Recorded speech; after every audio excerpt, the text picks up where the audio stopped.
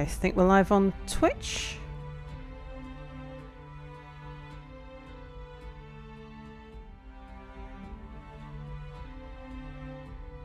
Yep, let me just check YouTube. Okay, we're live on YouTube as well. Okay, so done a little bit of organising since I last streamed. I got the labours sorted out on my dwarves. We have kind of got, just got things into order. There's some things that just take a lot of time that are not particularly interesting to watch. I took care of all of those sorts of things. All right, but let's work our way down the fort and see what needs doing. What does need doing is we need to put down the nest boxes. So I made 6 nest boxes, I believe. So let's get, yeah, 6, good. So we'll have one there. One there. One there. One here. So we'll have 2 rooms for the peacocks. One room is for breeding, where we allow them to just lay their eggs and stay uninterrupted. And then the other room is for us to collect eggs from to feed the dwarfs. Oh, right. So gonna need to put some doors in. That's a bed, door. And particularly in the breeding one, I think we'll use that one for breeding. We'll put the other door in while I'm thinking about it. Okay, so that takes care of that. The farms are being planted. We need a cook to come and build the kitchen, but the still has been set up to start brewing. So those tasks have all been allocated. The beds that we've got made, I have turned into bedrooms. The workshops have all got tasks to do. So that's all good. I've set up the dwarves to start digging out the waterfall pit. Oh, I need to make grates. I do have the carpenter making all of the bits for the screw pumps, but yeah, I need to make grates. Hello, Einher here. I hope the lazy noob crew is hard at work. I could never get myself to tolerate ASCII Fortress. I find when I'm playing ASCII Fortresses that I am much slower. I don't notice things going wrong quite as easily. I don't pick up on stuff. It takes a lot more concentration, I find, but I'm okay with it. But I know certainly for watching, I prefer watching people playing with a tile pack. I don't even really mind which tile pack. Yeah, I think watching more so than playing. So as soon as there's a tile pack out that's compatible, I will turn it on for viewers. So there's but DF hack is the thing that I miss that so bad. Hello, Zip. Oh, there's one that works. Oh, well, I won't play with it now. Otherwise, you'll just sit and watch me play with files. But as soon as I finish this stream, then I'll go and have a look at that and see if I can get it working. That'd be good. So I checked earlier on today to see if I could find anything, but I didn't spot it. So I don't know whether it's since I looked, because it's 11 o'clock in the evening for me here, and it was I don't know, about 9 o'clock this morning or something when I had a look. So if it's come out today, yeah, missed it. But yeah, I will check that later. I am gonna be streaming until Cupo goes live again later on, so I think he'll be about 2 hours, maybe 3 hours, which should be about the right time for us to get this fort well developed. But I'm really enjoying watching his stream, and it's hard to play and watch. So yeah, and I find I learn an awful lot from watching people. Right, going down. I do have some dwarves working on smoothing out the bedrooms. We've got 18 dwarves at the moment, so I've set out 20 bedrooms there to be smoothed and engraved. Now, I've come across one sort of problem, and that is if I hit D, the numbers, oh, the flashing numbers, they're driving me absolutely nuts. So I did look it up on the wiki to see how to switch that off. So this is the priority system, which, you know, okay, it's a useful thing and everything. But to switch it off, apparently I need to make sure that everything is at 4 and then save and quit the game. So I did that and I can't find anything that isn't at 4. So I think what's happened is at some point I have had something which wasn't at 4. I've probably just a typo. And the way to fix this problem now so that I don't get flashing numbers is to remove all designations.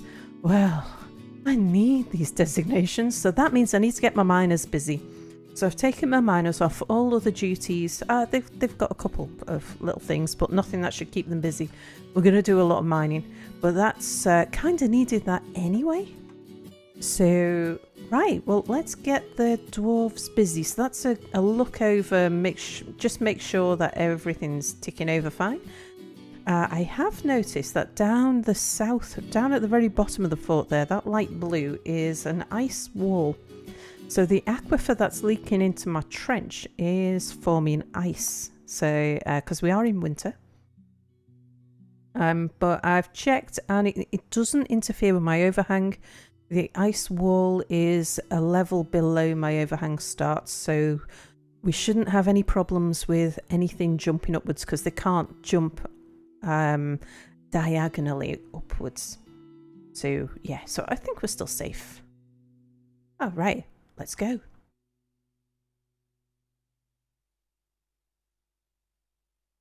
Right, dwarves should start mining now. Yeah, got no idlers.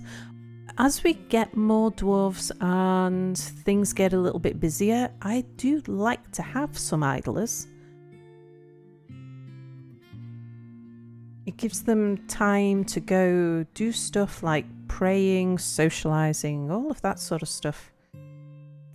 But right now, we kind of need everybody to be busy. But I think my miners are busy drinking and sleeping and the such like. Let's keep an eye on the tasks that I've set everybody. Looks like the doors are in place. So we'll set some animal pens. Go from here to here. And that is a pasture. We'll get 3 peahens and a peacock there. And then we'll set another one here. And we'll have the other peahens. So you, and you.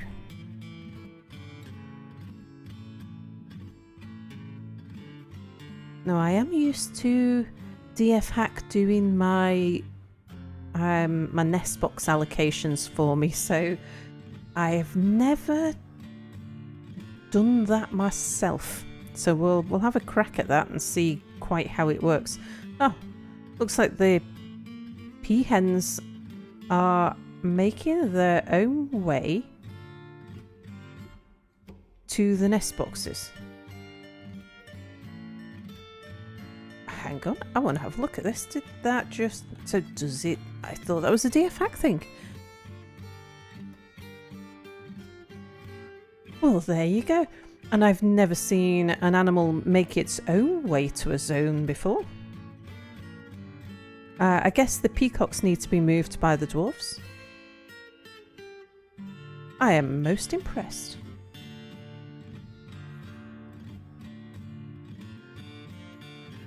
Oh, except the peahens made their way to the wrong room, so the dwarves are having to shunt them around. Unless, did I accidentally tell all peahens to be in the same room?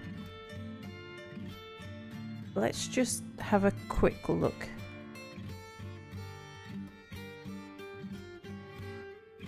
So there. No, we've got the right number. Okay, so the dwarves will sort them out. And I'll wait for the dwarves to do that before I lock the door on the one that we want to breed. Okay, mining dwarves, are you mining? The one thing that they can start mining is over here.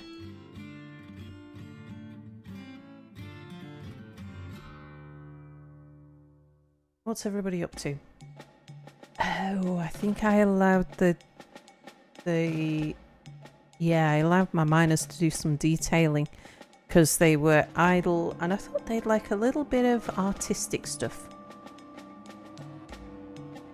Let's have a look and see how they're getting on then.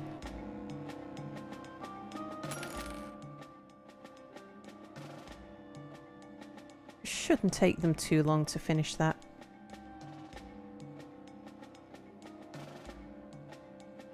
But maybe what I'll do, I'll take one of my miners. So Anna, I think, is a legendary miner now.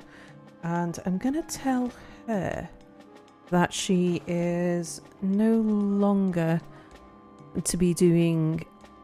Oh, it's stoneworking. Yep. No more stone detailing. Finish what you're doing and then get on with some mining. That would be marvellous. What you're good at. We'll get you doing some more stone detailing later once we've got all of the major stuff built. Because, yeah, I want to get rid of those designations. Run out of plump helmet spawn. That shouldn't be a problem because I think we've planted an awful lot. We've got a brewer is brewing now. That's very good.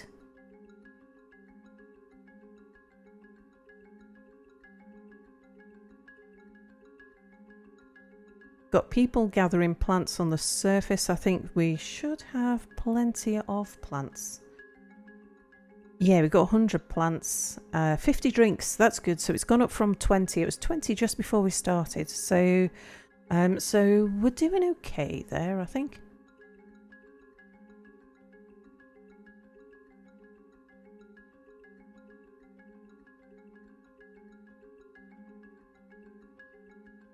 Yeah, I think we're kind of comfortable.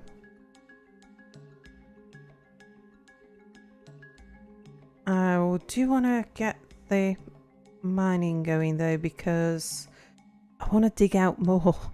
I really want to get this room expanded down here. So this will be my control room.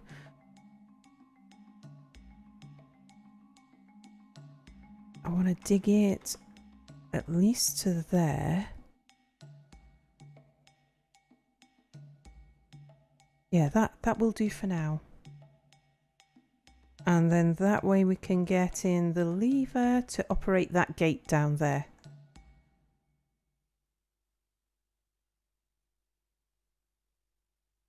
Aha! Oh. Hang on a second. You've just trapped yourself down there, haven't you? Yeah, I forgot that when I set that up, I would accidentally trap you. Well, that's okay. Just dig yourself... Because we were going to need to put a little gap in the wall on each level anyway. So, dig yourself out. We'll need one there. And we will need one down here as well.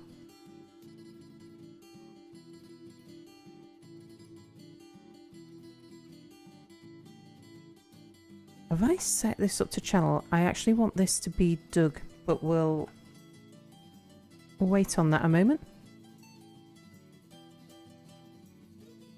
Yeah, there you go. So now you're free.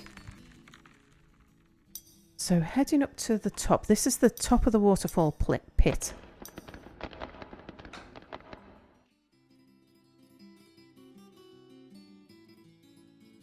And I'd set this up. Now, we need to channel some extra bits. I just needed to make sure that they could walk on the bits that they needed to walk on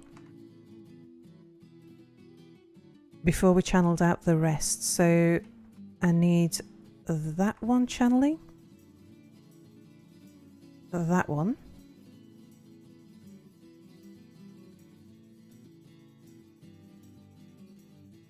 and then there is one in front of the door as well, but we'll have to leave that until they finish this bit.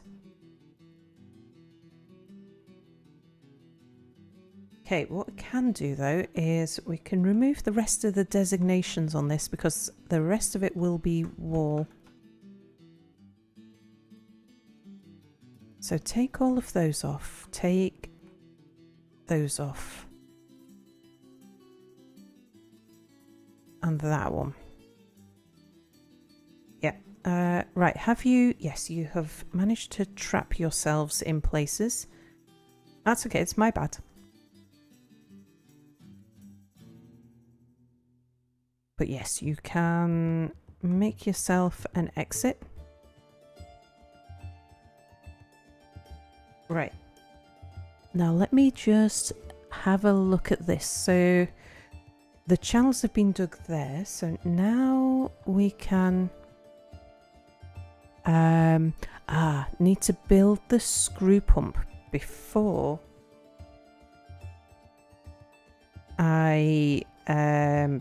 I dig the channel in the floor.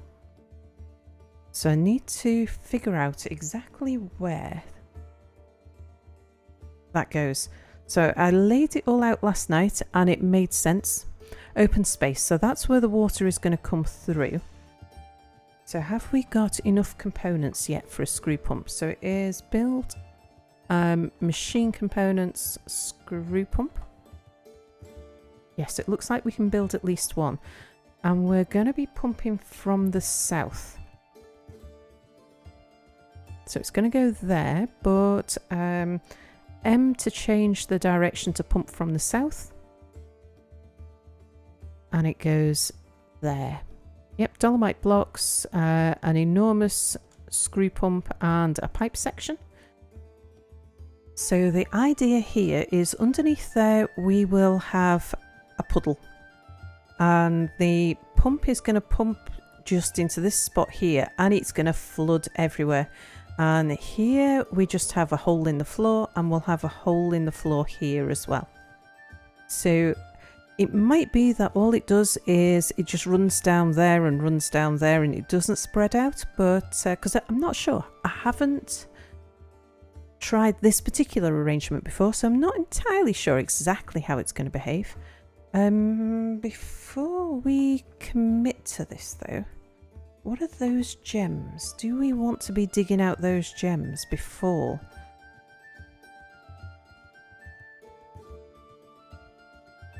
It would seem to make sense, wouldn't it? Yeah, because they'll still be able to walk through and deal with that. So let's get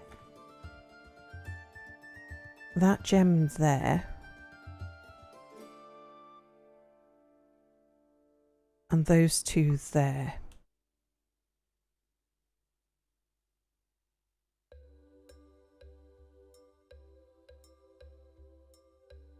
Good, good. And now we'll build some walls back in place.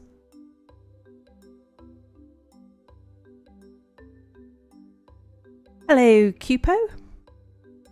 I hope you enjoy your dinner. And hello all of the people from Cupo's stream. Okay, so what we're building here is a waterfall mist generator contraption. And this is the very top floor of it. But there were some gems in the wall and I'm greedy, so I've insisted on pulling out all of the gems.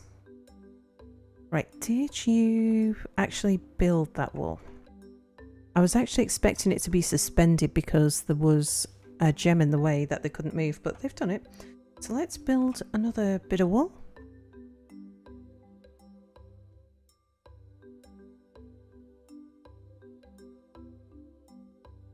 Out of dolomite blocks.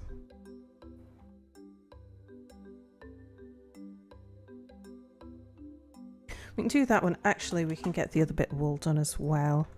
It's only that corner piece that I needed to get done individually.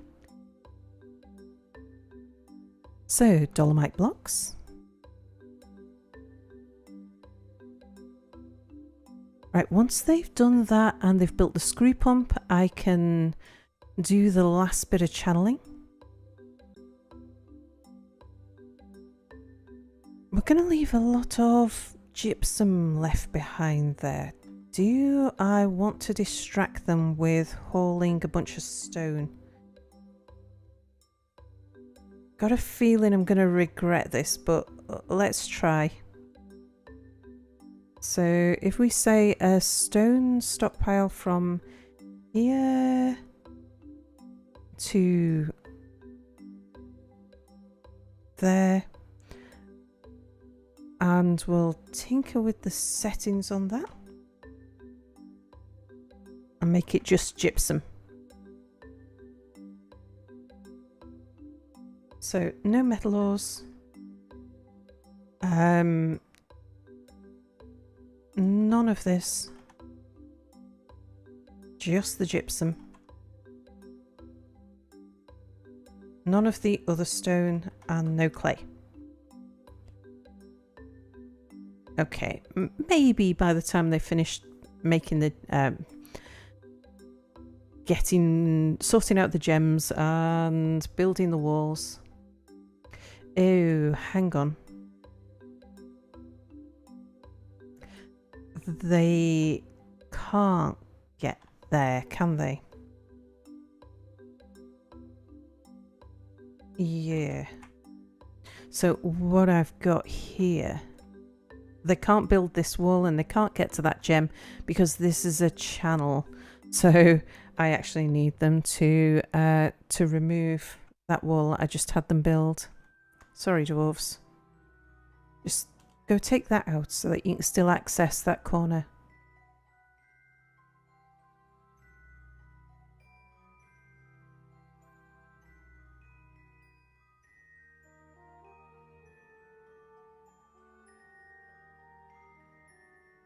Meanwhile, the layer below, what do we need to do here?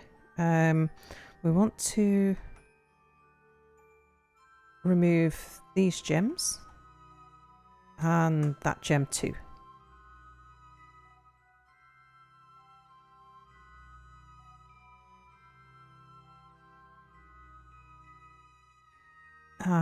Down here,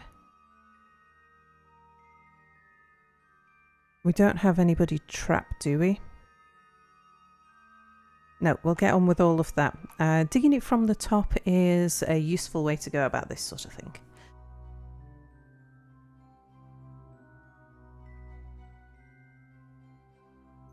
Right, now if we have a look at what jewels are on the floor there. Rough sardonyxes.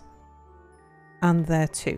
So let's go up to the workshops, which I think are on this level, yes. And I'll just get the jeweler to focus on rough sardonyxes at the moment. So we'll say, yeah, cancel those and cancel those and do sardonyx. So cut those on repeat. Hello, Findle. How are you this fine evening? Well, it's evening for me. In fact, it's almost early morning for me. It's just coming up to 11:30. But I had a good sleep in this. Well, I had an afternoon nap, I suppose is a better way to describe it. So I'm all raring to go. I should be able to keep going for a little while. I'm going to stream until Cooper goes live again after he's finished eating. Comfortably evening here. Yeah. When Cuba goes live, I'm going to stop streaming because I want to watch his stream because I'm really enjoying his fortress and I'm learning a lot as well.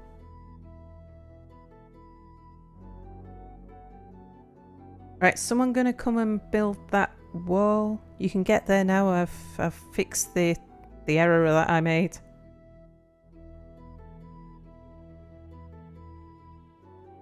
Why? Oh no. What? Who?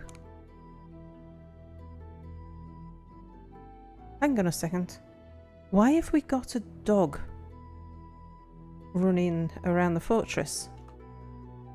Have we got something on the map that has scared the dog? A giant eagle? A kakapo?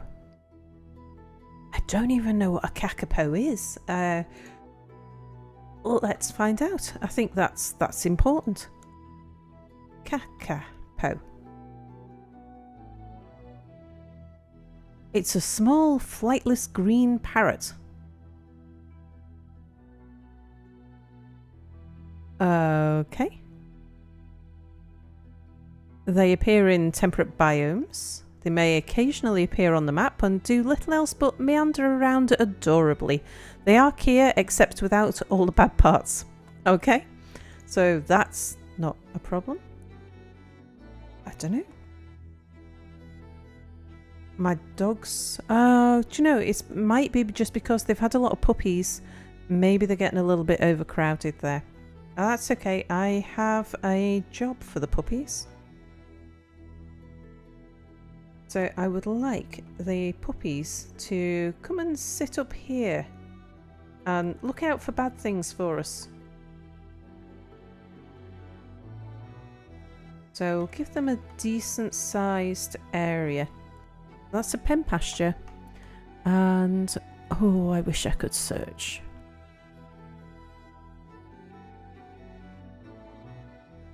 Puppy, puppy, puppy, puppy. There we go.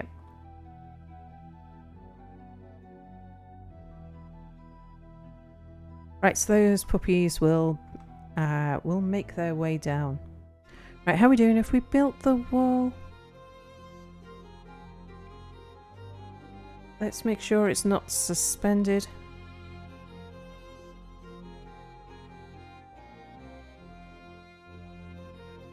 Oh no, they're just waiting for it. Okay. We've got 5 idlers, 6 idlers.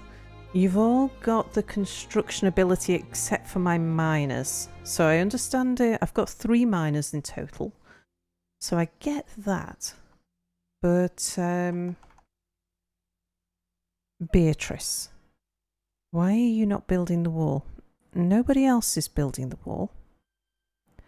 Let's just check I didn't miss something in other jobs. Yeah, wall floor construction. They can definitely get to it.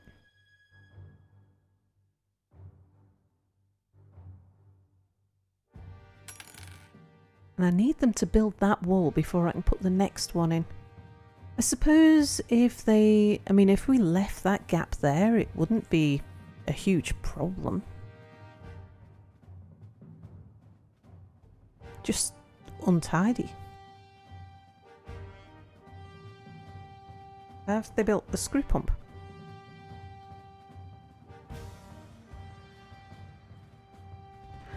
Yes, they've built the screw pump. Pumps from the south, so it's pumping from that hole there, which we'll be filling. They haven't shifted all of the gypsum out of the room though. Let's see if we can get them to do some more of that.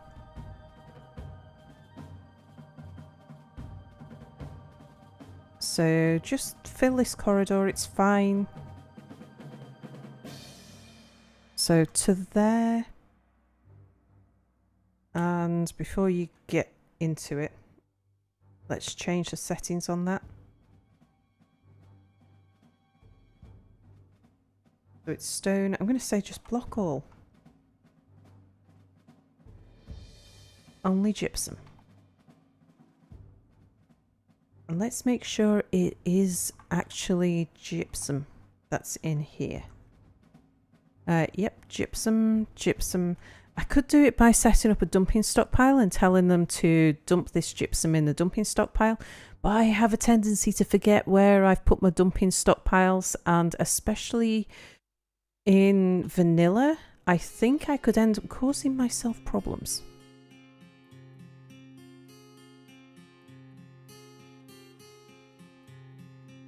There will be a little bit of gypsum around the place elsewhere. We can fix that by putting stone stockpiles in places. So I am quite happy with any of this area being used as a stone stockpile. To that point there. And we'll just change the settings on that as well. Stone and block all. Just gypsum.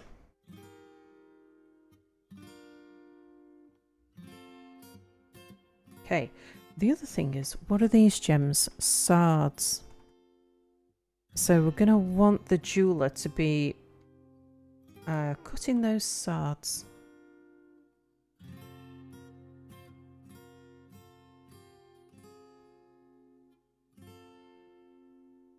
Yep, cut those on repeat.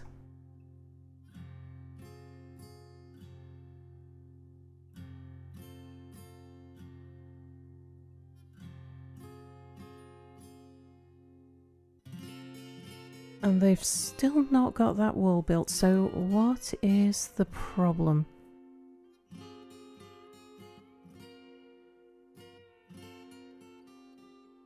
Because they managed to walk in there to pick up the gem that was immediately below. I do have enough rock blocks for them to make it out of. We've got idlers. And we certainly had a lot of idlers before I got them shifting the stone.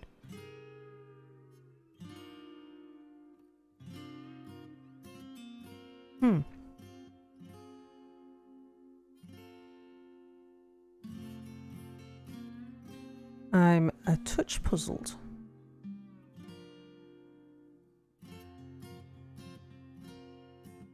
Let's have a look at the jobs. So, yeah, store a bunch of items, construct building, wall, inactive.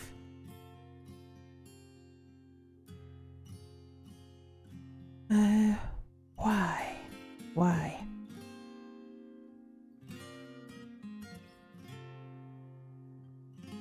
I mean, the fact that it's inactive rather than suspended or something suggests that they will be able to do it when they get around to it.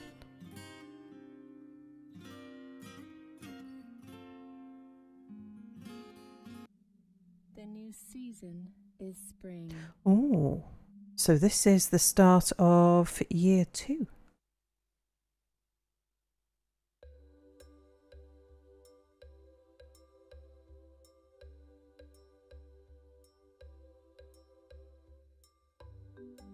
Alright, well, while we're waiting for them to do something about that, I would like to just have a look and see how the workshops are doing, because they're probably ready for a few more tasks. Yeah, carpenter's workshops. We're going to need a lot more barrels than we have. And as I haven't set up the manager yet, I'm just going to have to keep on adding barrels.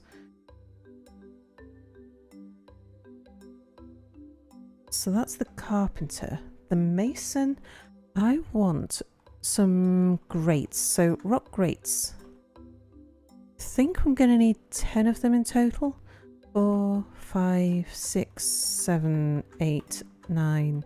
Oh, in fact, I'm going to need them on 2 floors. So let's get a bunch of them made. Then the crafts dwarf. What are you up to? You finished your tasks.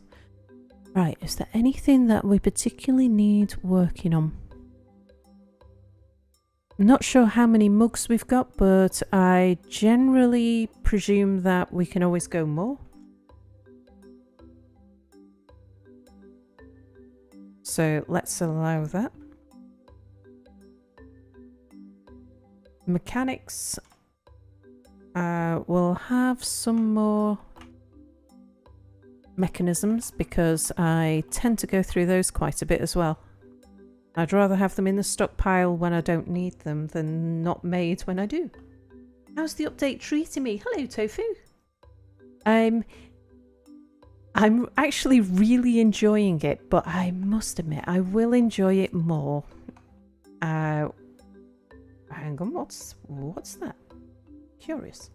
I will enjoy it more once I've got DF Hack back. I mean, I know I've probably been complaining about this far too much and I should just stop whinging. What does that say? Muddy shrub. Water 1 of 7 and a pile of mud. What's the V?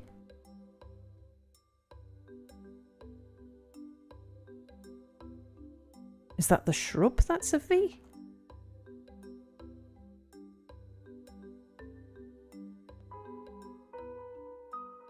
But yeah, I'm quite pleased with this, the way this aquifer is spreading actually. Because this will prevent anything from growing in the trench and means that I don't have to worry about digging down to the stone layer and then ending up with a whole ton of stone that needs to be picked up. Okay, Jeweler has finished cutting those rough sards. Let's just get them working on whatever they can find.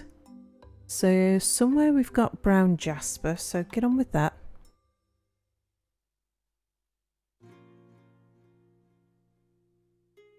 And tiger eye. Yeah, get working on those.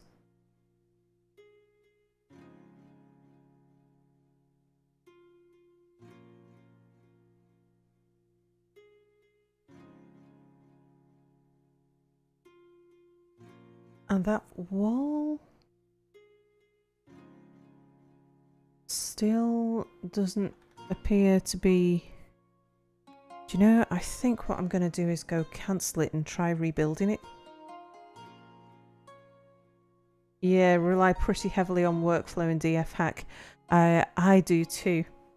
There's... hello, Tidy? ASCII for life. I was talking about that before. I don't mind playing in ASCII. I'm not as fond of watching it. I prefer watching it with a tile set. I think when you're playing it, you get to feel yourself what's going on. However, I do play slower. I don't get as much done as I would have done. Hang on, it's X, isn't it? No, it is K. Is it K or is it Q and then X? I bet it's Q. Yeah, it's Q. Yeah, that one there. Right, remove that building. And now try again. Maybe because I tried to build it when they couldn't reach it. And that's upset them.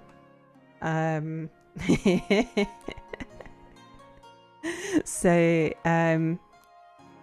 yeah. I shouldn't have said that while you were listening, should I, Cupo? Oh, Tofu, you have your first functional minecart now, and it's been a good week. Excellent. Right, let's just see if they choose to build that wall now that I've rebuilt it, when they can actually get to it. So, but yeah, when I'm playing in ASCII, I'm just slower.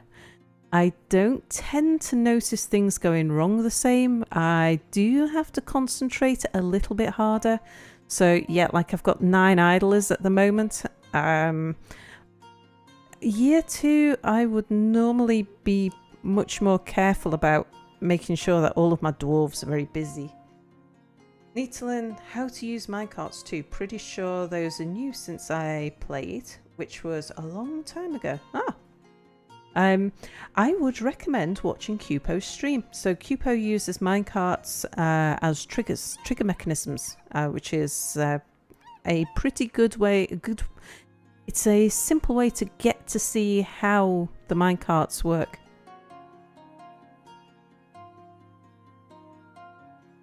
Alright, if nobody comes and builds this wall, I'm just going to cancel it and we'll have an odd shaped room. Construct building wall, it's inactive. Okay, I'm bored with that now. I didn't want a wall there anyway. Wall there sucks. Right, but we do need a wall here to make sure that the water spills in the right direction. So we want it there. Right, now build that goddamn wall. Quantum stockpiles. It both the simplest use of a minecart and the most useful.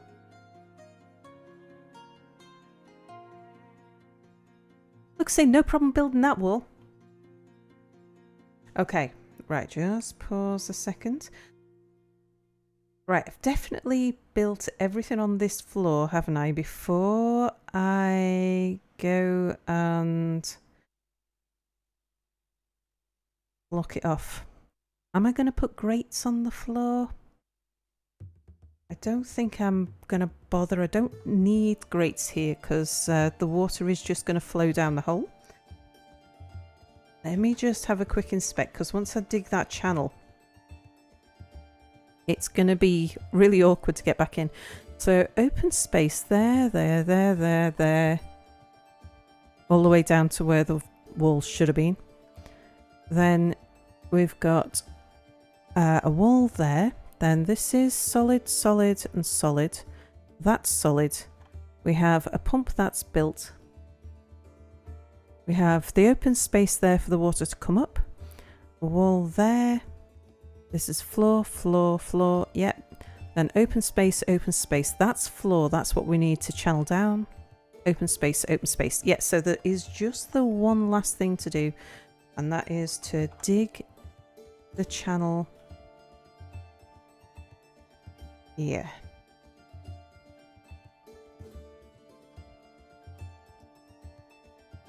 Okay. Once we've done that, we can block off that room. They'll never need to go into it again. Kind of enjoy the minecart magma elevator, low in throughput as it may be. Pump stacks are awful. I only ever use small pump stacks just to either for very practical reasons, but I don't use them for lava because I know that there tends to be a problem with lag, although the T-shaped arrangement is supposed to resolve that.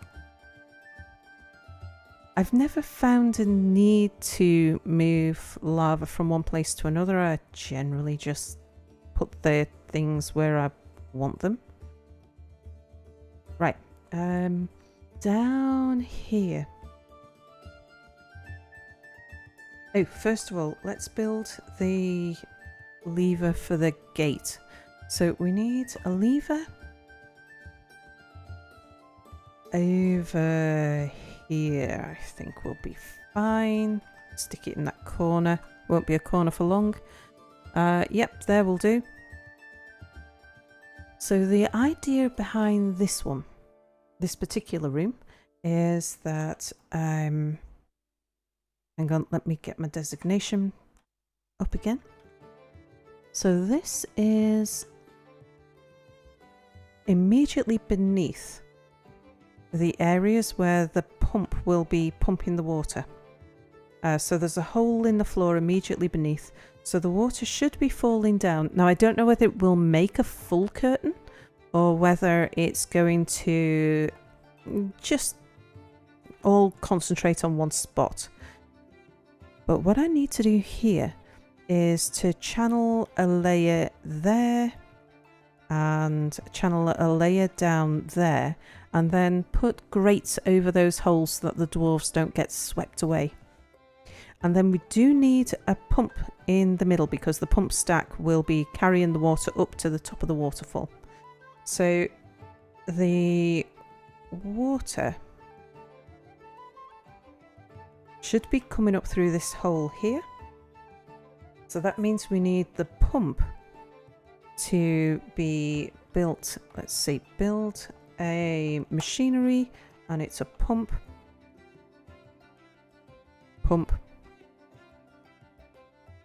And we want it to pump from the north to the south. We want it to pump there so that the water is going to pop out of the pump immediately beneath where the pump above is going to pull it upwards. So that's got to go there. Dolomite blocks, yes. Corkscrew pipe section. And that'll do nicely. Now we also want to build, not a channel, designate a channel. And that's for the water. So the water is going to be pulled up behind the pump there. I may have already have built that actually, or dug that out. Need to build the wall back here out of dolomite blocks.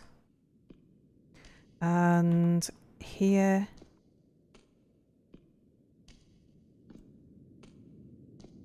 should have made this in 2 pieces actually. So wall there, dolomite blocks. Okay, so at the moment they're going to have difficulty accessing a lot of that stuff, but we can fix that because a lot of this we don't need. Not build. Designate. No, back. Designate. Mine. Very good. From here to here. And from here to here. Now, if I'm sensible, I will tell them not to build the wall until they've built the screw pump. Because otherwise we're going to have difficulties. So let's let me just do that. We'll say, yeah, don't do the wall just yet. Sorry about that. There you go. You can get in both sides. Build the screw pump, then we'll sort out the wall. Now, have I already channeled out where the water's going to fall? No, I don't think I have. That's good, because I want this to be solid. Let me make sure I'm on the right place. Yep, so it should be immediately below there. Yeah, so we'll let them do all of the digging work, and then we'll channel that lot out so that the water can fall through.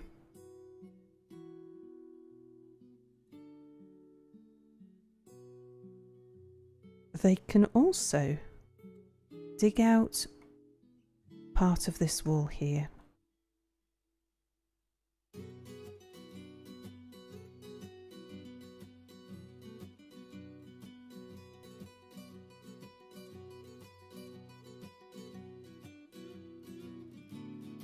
Okay, and then I'm going to get another stone stockpile. I'm going to allow them to put some of that dolomite somewhere. So from here to here.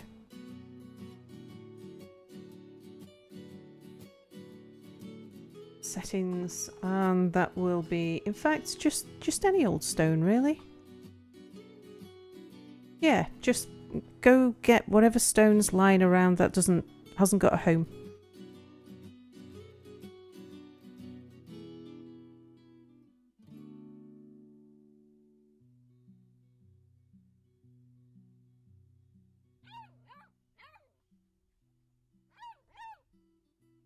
Okay, have they built that? No, they're still working on it.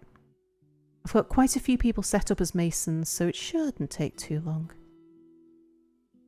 Let's build the wall on this side.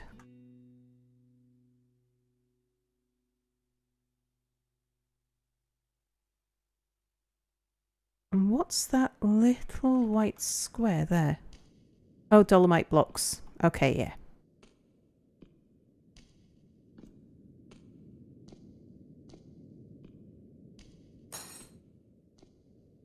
And just while I'm thinking about it, what is the little red star there? Ah, hematite. Okay.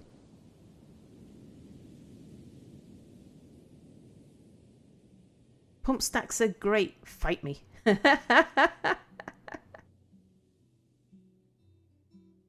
You've been reading the wiki. Was that me? I'm always reading the wiki. It's the kind of thing that if I've got, I don't know, 5 minutes and I'm waiting for something, I don't know, waiting for a meeting or something like that, then I'll often just pick up my phone and have a look at the wiki. You know, it's either that or the news, and the news is pretty depressing, so, you know, I'd rather read the wiki, really. We are out of barrels. Let's just pop upstairs and go sort that out.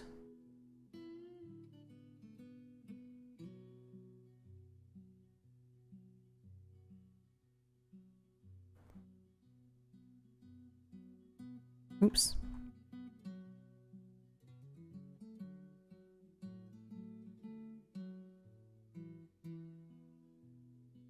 The magma pump stacks and using a T-shape at each end. Yeah. I'm pretty sure I read that in the wiki. Either there or on a forum post. But probably the wiki. And I presume it's still... Because I've been reading the wiki for years. And some of it sticks. Some of it just falls out of my head. As with everything, really. Random information sticks. Random information stays in my head. Just want to see if they have built... Yes, so that channel is complete. Good. So now we can get them to build that. Do you know, I think actually, rather than a wall, I'm going to put a door here. It's just as waterproof and means that we'll be able to access there if we need to for any particular reason.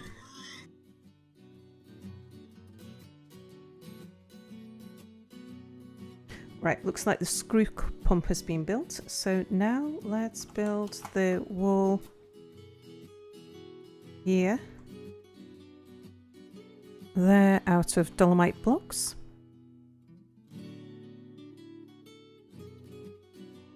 So at the moment, the only two, I've got 2 stones available to me for building with. One is dolomite and the other is gypsum.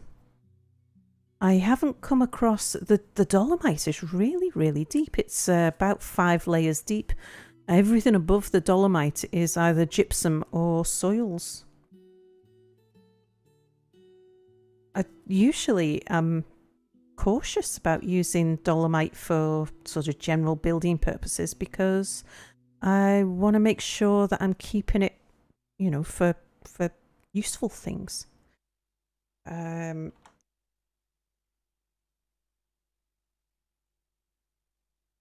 Is that finished? Yeah, okay. So link that to the bridge that is at the end of my tunnel. Yes, that one. Dolomite mechanisms, thank you. And you are going to be called the far... I think you're going to be my southeast corner. I don't think I'll be making another door further southeast than that one. Okay, I would like to build another bridge a bit closer to home. I think maybe about here. Have it raised that way, why not? Dolomite blocks, there we go. Okay, so I think they've got all of those walls built now. Let's get them channeling the floors.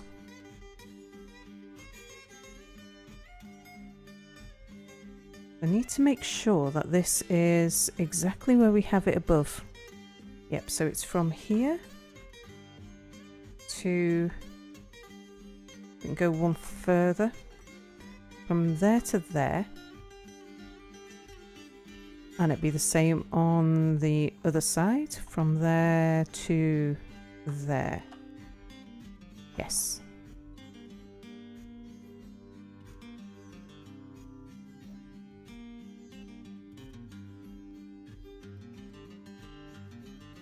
So the water is going to pour through. And we'll put some grates there. So build, is it G? Yes, it is.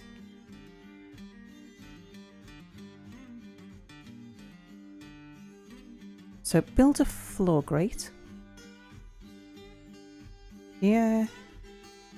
Here. Oops. Let's get back there again. Here. Brimstone gates. Grates. Here.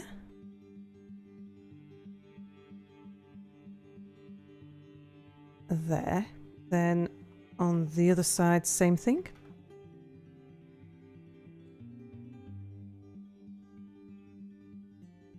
There. There. Oops. Oh, that's not having DF hack, not having the mouse controls. I do like a little bit of point and click. But promise, not too much complaining. Just the odd little bit now and then. And it's only. Some haggard-looking migrants have arrived. Oh, okay. How many migrants have we got? Which direction are you coming in from? Over there in the top right. Okay, one thing I would like to know first of all, is anyone a hunter? Because I don't want you running around wasting your arrows on hunting. So we'll just check you first.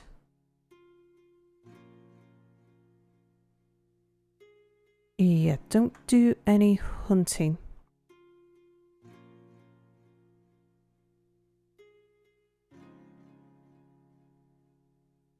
Animal trainer,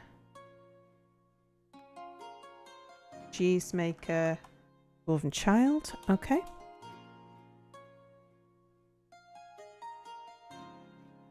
Any more for any more? Wow, lots more.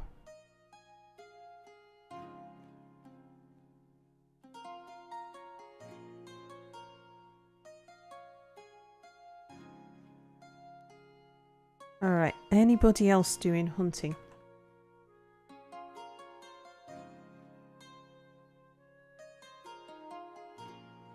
Fisher Dwarf will change it. Oh my gosh, there is so many.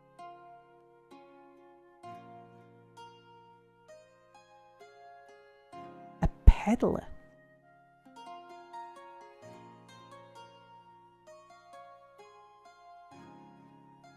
Alright, have we got on there? And still they come.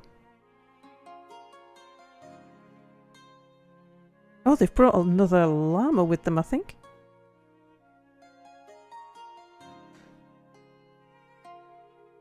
Oh, right. Well, gonna have to deal with them.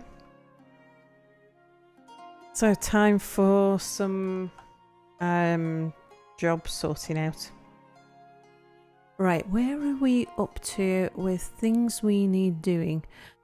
I think very shortly we will want butchering, leatherworking, we'll want clothing industry, so I'll probably start setting up people with those sorts of skills now. So sure, they've probably got things that they could do. Butcher the llama before it causes drama. Well, I actually brought a couple of llamas with me. I do like to, if I think that we're going to last a year, I can usually get a safe animal pen built within the first year, which means then that I can be sure that I've got some creatures that will guarantee that I've got yarn for making clothes out of. So apologies, this is going to be a slow, tedious process with so many dwarves to do, but we have to do it. So profession, labour. Hello, Fifi. Welcome to the stream. Good to see you again. Yeah, whatever on those hauling and other jobs. Right, first of all, you can do architecture, you can't do cleaning. I am going to say that you can, everybody except the miners get stone detailing.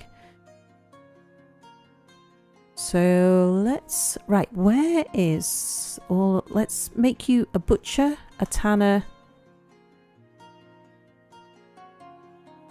Where does clothing live? Ready for the child bug. Yeah, I was watching Cupo's stream earlier and he was saying that if you imprison a mother in a food stockpile, a drink stockpile, that it'll be okay. Burrows may or may not work. So ready for it. We'll give it a go. But we've got children, not babies at the moment. Butcher, a baker and a candlestick maker. Oh, you know it's got to be true. We've got to make that happen. I've actually made a hive. I like sort of relatively early on to make sure that I've got a hive so that I can send my dwarves out to go collect bees. So that if I want bees later, I've got them. Oh, burrows do work, do they? Thank you very much, Terrapin. Now, where is clothes making? It's there. Clothes making, leatherworking. Go on, we'll give you those sorts of things. Tried out the tile set I mentioned earlier. Works great. Oh, fantastic.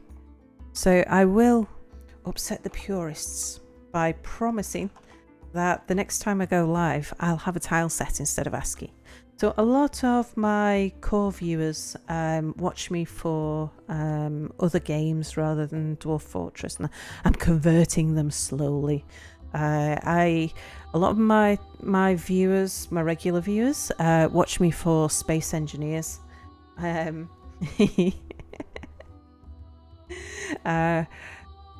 played a lot of Space Engineers in my early days streaming, but I've moved on only because Space Engineers isn't so good at the moment. Hang on, let me work while I chat. So I've moved over a lot to I like my base building games, base building, tower defense, colony management stuff. So I do a lot of things like Oni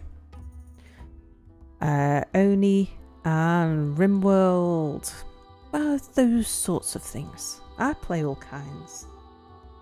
But yeah, for the sake of me, because I don't do as good a job at building forts, I'm much slower with ASCII. I don't mind it. I don't mind the look of ASCII. I'm quite used to it. I know sort of what everything is that I'm looking at, but somehow I just have to concentrate harder. It's hard to describe. Right, crafts. I want you to be leatherworking and clothes making as well. And you can also do butchering and tanning. I'm just going to give everybody the same set of jobs. So that was Stukos, then Aiden. You can do, what have we got you under hunting yet? So you're fine. So farming, butchering and tanning. And then crafts will be leatherworking and clothes making. And then other jobs, architecture on, cleaning off. Did I turn cleaning off on that second dwarf, Stukos? Let me just check. Yes, I did. Okay, that's good. So now the fourth dwarf down the list is Locum.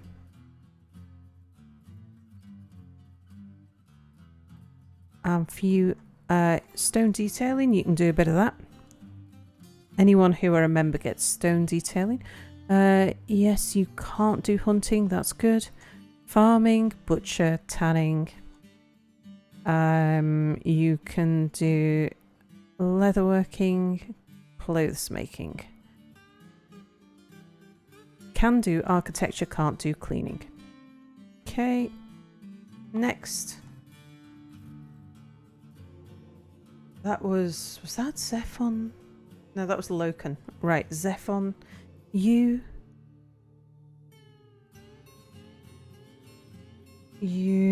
can do stone detailing. You can do butchering and tanning. You can do leatherworking and clothes making. You can do architecture but not cleaning. Stray bull. Well, that'll be one of the first things we butcher. I haven't built butcher yet. Next is Solon. Solon was one of the original... Oh, what do they call them? The wise men of Greece.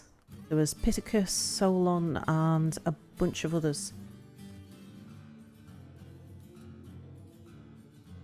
Alright, you can do stone detailing. ASCII is more immersive for you. You're back because of your great comments from last time. Thank you. I presume that's aimed at me. It could be aimed at somebody else in chat.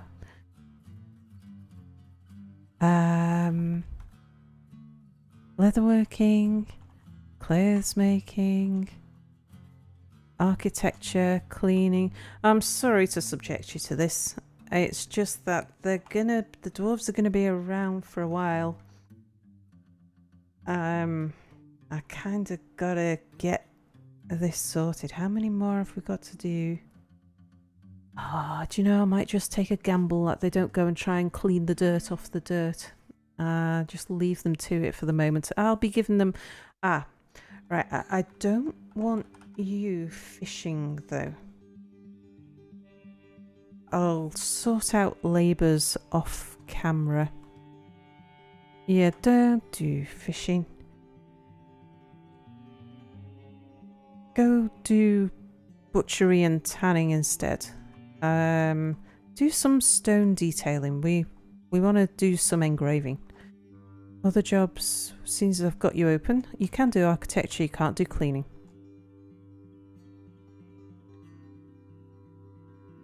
Okay, that. Oh, and animals. They brought animals with them. Oh, they've got a petition. Well, we'll have a look at that. That'll be... Let's see what they're after. Pen pasture. What have you brought with you that needs pasturing? Cats, sows, boars, peacocks, piglets and kittens. Okay, here's the things that are not pastured. Kitten I'll move downstairs, the bull. Gander can go downstairs, another bull.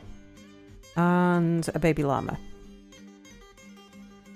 That's one hell of a moat. Yeah. I have... Although my screen's a little bit distorted at the moment, so it looks wider at the top than it is at the sides. Everything is a rectangle rather than a square just at the moment. Okay. And down here, where we've got all of the other random animals. Right, what do we not have pastured? The gander can go in there. The kitten can go in there as well. We need to start moving some of those cats around and putting them in useful places. Oh, while we're on this floor, and we'll look at that petition in a second, I've got a feeling it's going to be for a guild hall. Right, we have the peacocks, the peahens, and the peacock in here. So I'm going to forbid that dolomite door. And we'll allow the peahens to lay their eggs. Ale bakers. Yes, that's our fort. They want a guild hall. It's a farmers guild. Okay. Well, yes, we approve. We'll sort that out shortly. There's nothing more to catch. Good. Come on home. Get out the rain. Yeah. So my moat is it's not actually full of water. We've got a leaky light aquifer nearby, which will help to keep the plants down in there. But it's rather than it being a moat, it's a ditch. And what we have is the edges of the island are all undercut. So there's an overhang to get onto the island. And then if we go down into the fortress, the way in and out of the fortress is actually through a tunnel system. So it's my tried and tested way of, especially when I'm getting used to new things, it gives me a fortress that after the first year I can be pretty sure is secure, so it gives me time to... It'll be secure against werebeasts in particular. Means that rather than dealing with the crisis at hand, because I always forget something, I know I'm in a secure environment and I can play around with the new functionalities and things. So my goal at the moment is to get this mist generator built. Let's just have a look and see if all of this is in place. So we've got the grates there, yep. And that's a solid floor. That's solid floor. Grates are all there. That's an open space because that's where the water should be coming up. Got the screw pump is built. Solid there because that leads up to an open space, yes. Hey, Spidey! Sal smells of roses and you know it. Dry moats were a thing, although I think good climbers can climb on overhangs. It can be done in adventure mode. You'll probably be safe versus normal invaders though. Yeah, I've never seen anybody successfully climb an overhang in fortress mode. I've tinkered with adventure mode, but not much. Not enough to know for sure what can and can't. I can't speak with any authority on it. But fortress mode, I have once had, I think it was an elf crossbowman, get inside my fortress when I didn't think he could have, but it was very recently actually. It was a terraced overhang system, and I think I probably left a hole somewhere. It was a complex arrangement. Right, let me just finish this bit. So down here is where the water wheels and things go. I am going to get rid of the flashing blue stuff so that I don't think I'm supposed to channel out somewhere that I'm gonna... Hang on. D, X. Sure, there. Come over. To there. Okay, so the flashing blue stuff we can see now is on the layer below. So in here we need the screw pump and we need 2 water wheels, and the channels for everything are already built. I will need to put a few walls back. We would benefit from having a little bit more wall dug out, and I think it's either lignite or limonite in the walls. Let me just see. Is this stuff we want to leave here? That's lignite. I'm gonna want that lignite. So yeah, we want to dig this out. Let me just remember which floor I'm on. So this is workshop land, which is going to be a relatively large space. Let's get the miners digging some space.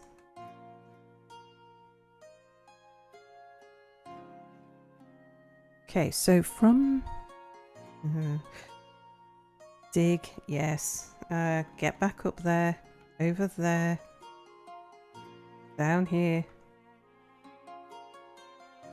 All right. So how are you, Spidey?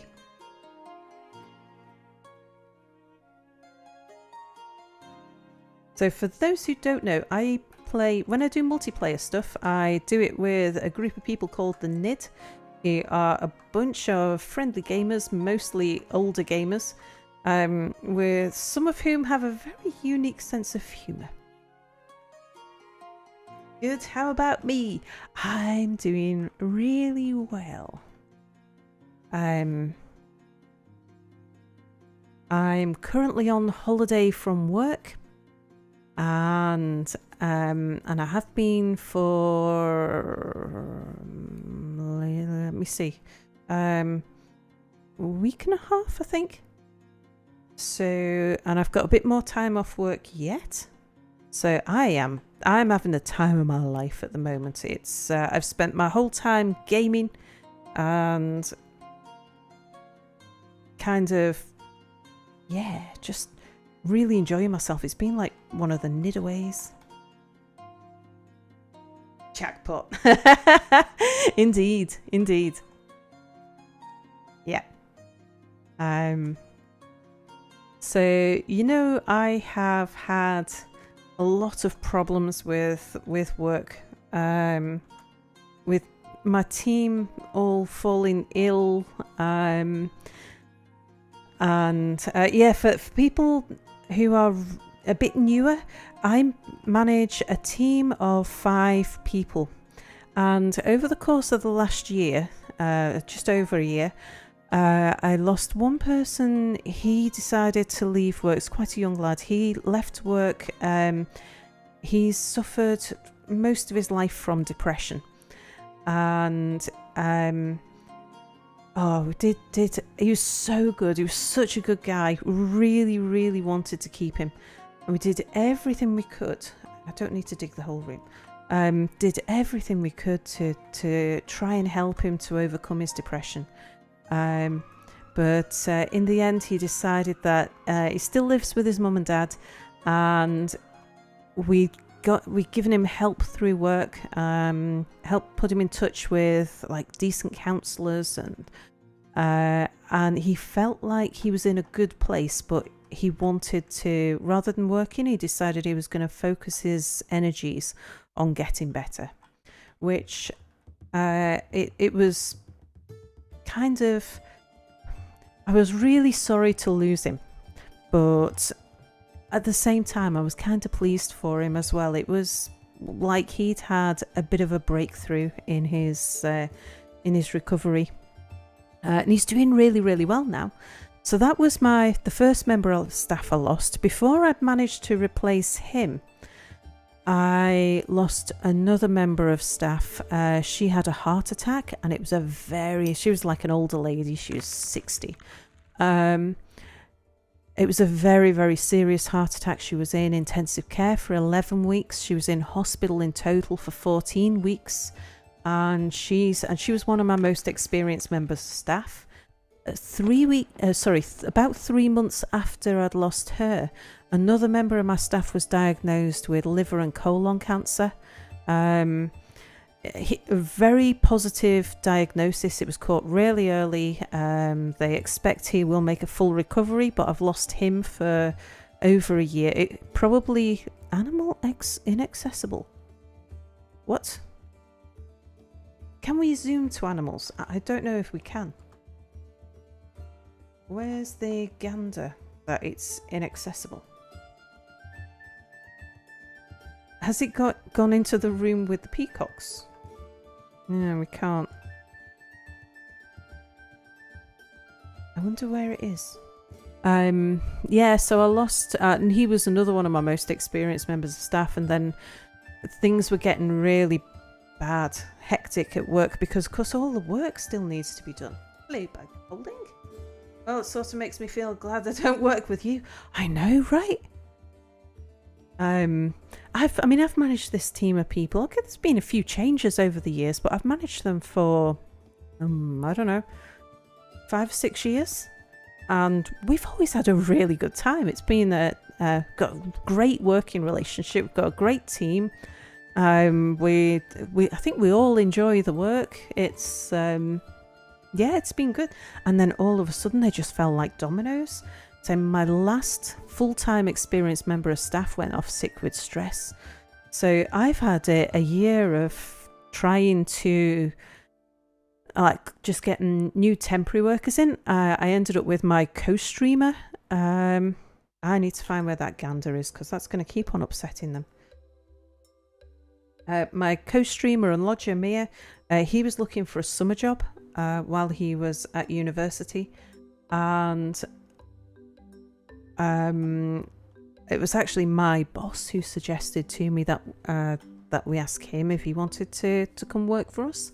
And he ended up working for us for way over more than the summer. He carried on working part-time afterwards.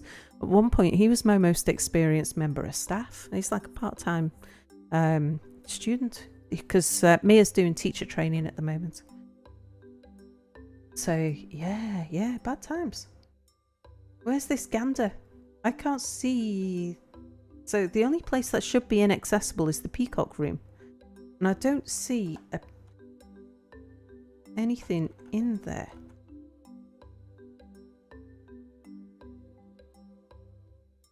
No, we got the peacocks. I've got a feeling that those nest boxes are not claimed anymore.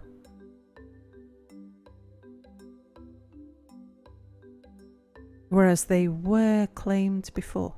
Oh well, we'll just leave it, let it and see how it goes. Even if the gander was in the trench, they would still be able to get to it.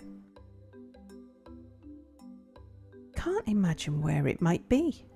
That is completely inaccessible. They can get in and out of the fort. They can get anywhere. Oh, is it up a tree? I've suffered with tree rabbits before.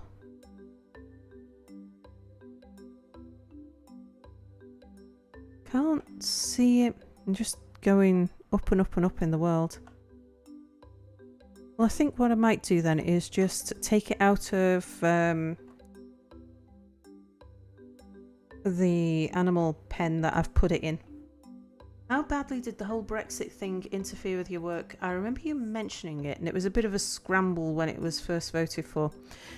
For my work, it's bad news. Not specifically for the organisation, but it means a lot less money.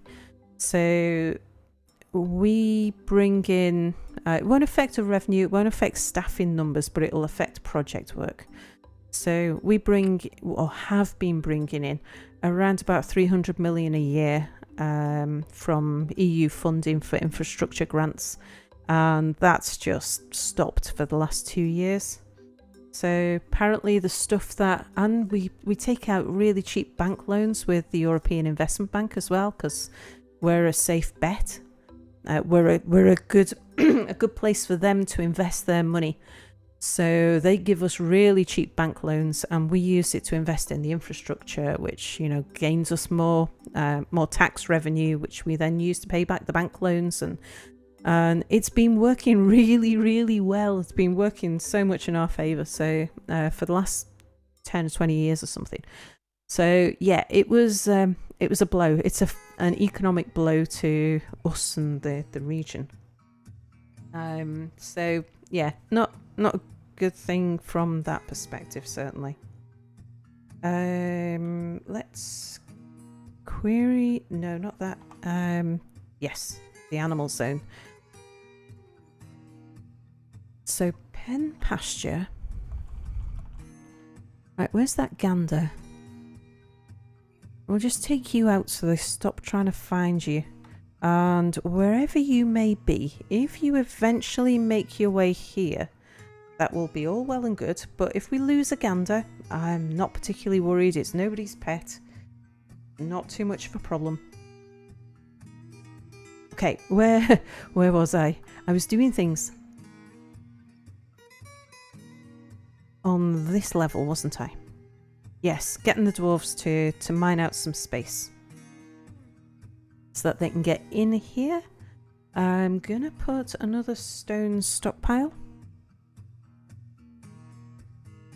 At this stage of the game, I just like to get stone stockpiles filling all of the corridors, because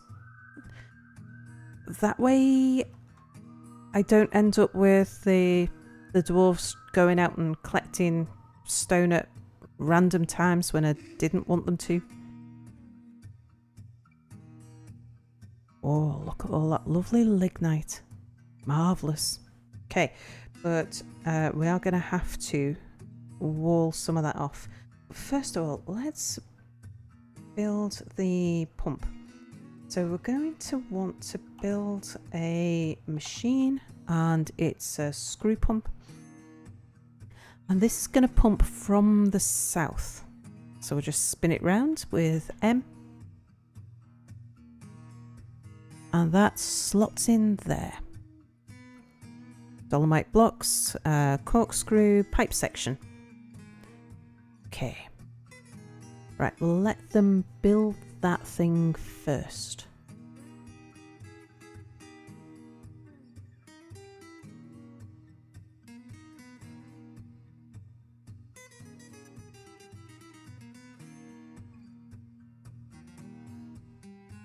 How's Mia doing?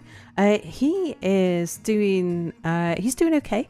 He's had a lot of university deadlines and things all brewing. So at the moment he is working on an assignment to do with teaching kids who suffer from not autism. He's done one on autism, dyslexia. So yeah, he's got deadlines looming. But he doesn't work for me anymore at work. It kind of started getting a bit much because, you know, as his studies have advanced, it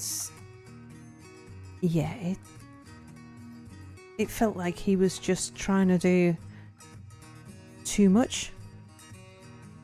And he needed to be focusing on his studies. So yeah, I think it was I was quite glad, sort of, and it's sad to lose him.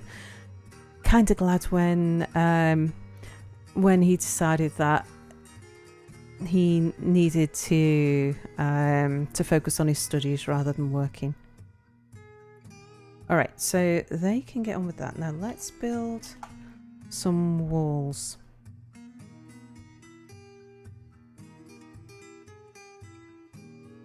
I'm going to want to get these walls built for sure.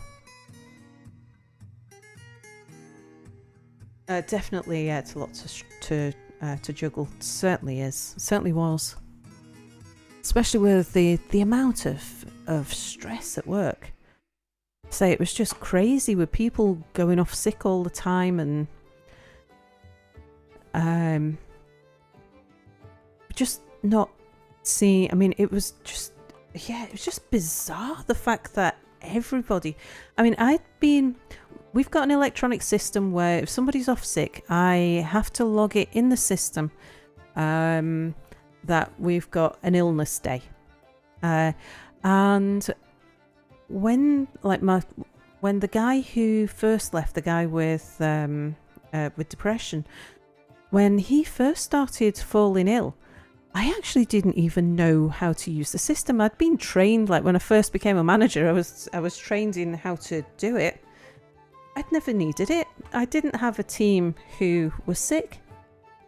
And to put that into context, in the UK, if you are off sick, or certainly in this company, if you're off sick, you can be off sick for up to 6 months and you still get full pay.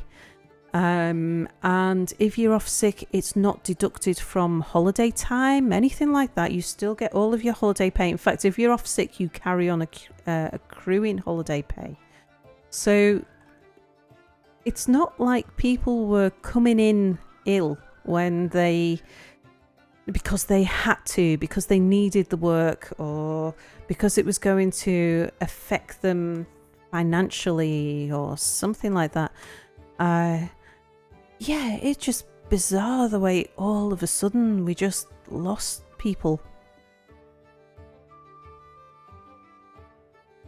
Right, I would like very much if we could remove that little bit of stone that's left in there. So I'm going to dig a bit more of a corridor. When it rains, it pours. Yeah, absolutely.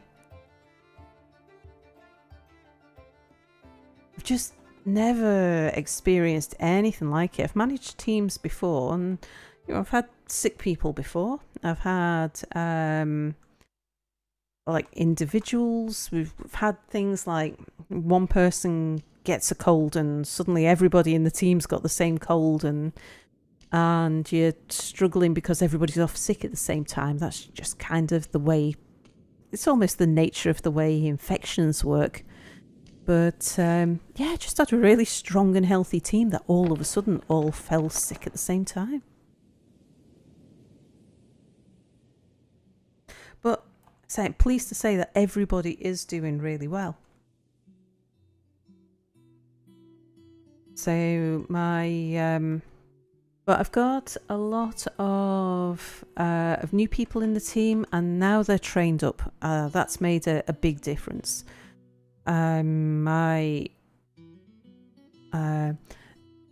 heart attack lady, who some people will know as Soup Lady, she has pretty much completed her recovery now. So we're expecting her to come back to work within the next few weeks.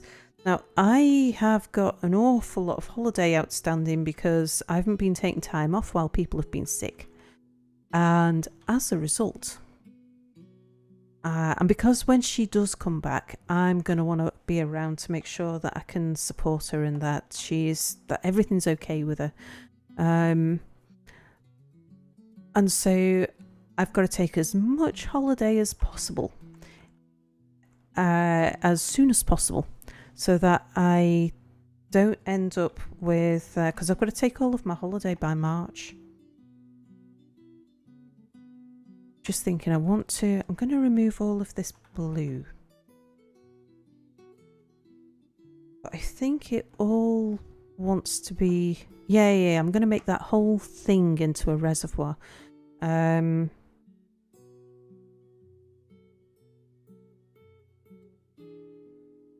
only thing I need to make sure of is that I leave the solid blocks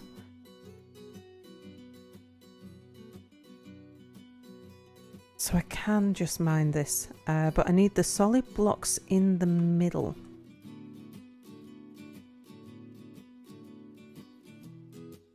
Where the pump sits. It's a good problem to have. Indeed.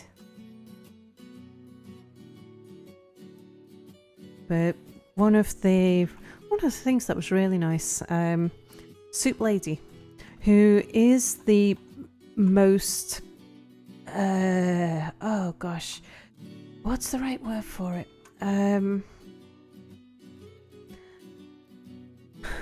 You know the way old ladies can get very argumentative, the way of a fixed mindset.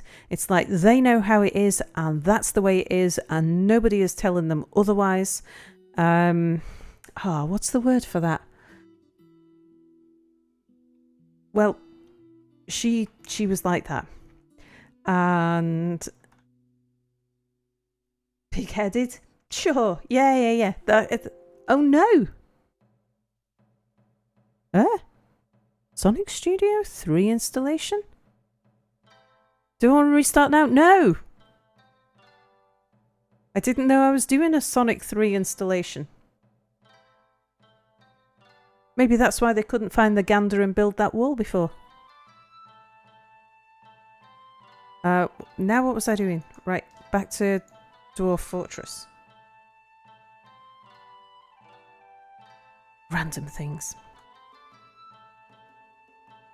Oh yeah, I was going to dig out a little bit here, wasn't I?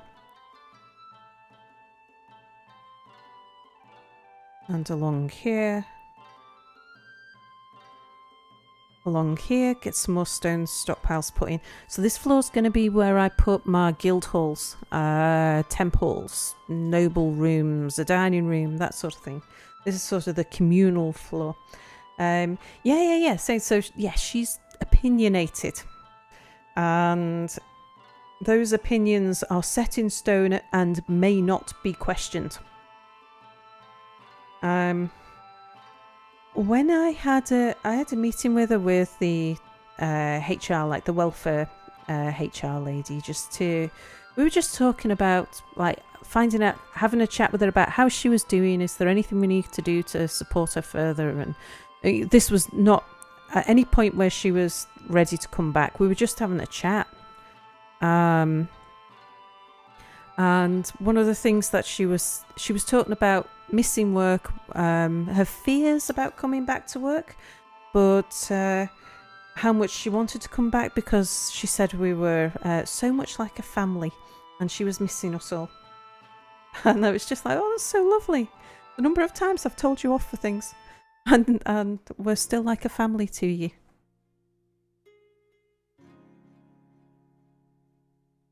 Right, we want to get all of the gems that are lying around cut. So that is sardonyx and brown jasper. We've got you knocking around. And we found more lignite. Fantastic.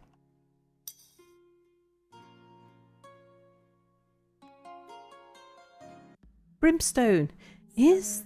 has arrived. Nice. Is there any specific use for brimstone? I can't remember anything particularly useful to do with brimstone. Right, but I'm going to put a stone stockpile in this corridor.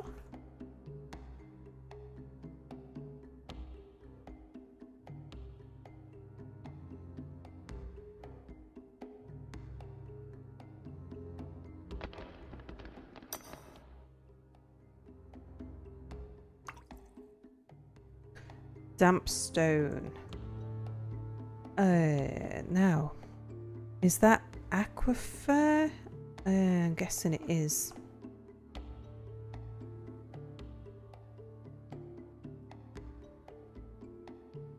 Let's just have a look. The aquifer that we've come across so far is far, far higher than where we're digging at the moment.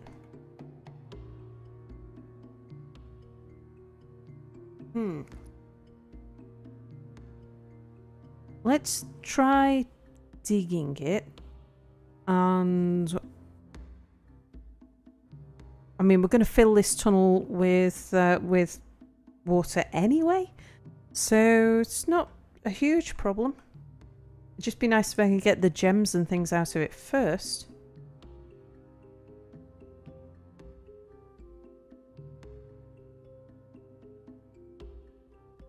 So dig that, and I probably want to dig some of this lignite out of here. I can't go too crazy with it though, because we do need the water source. But at least what I can do is get the stuff out of the walls and then replace the walls.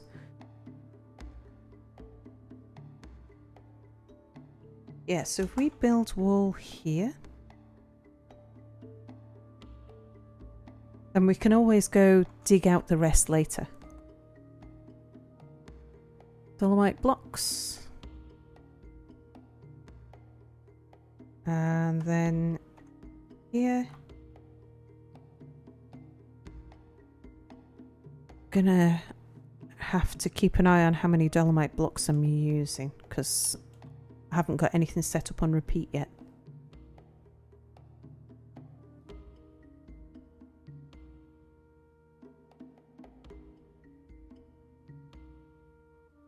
Okay, right, build some more wall over here.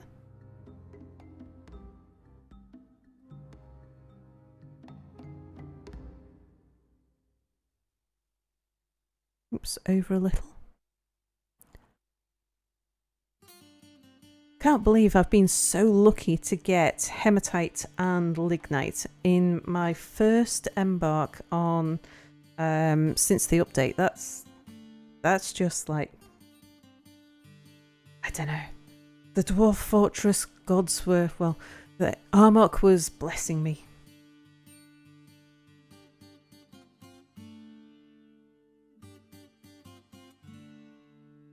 Right, we'll let them build those.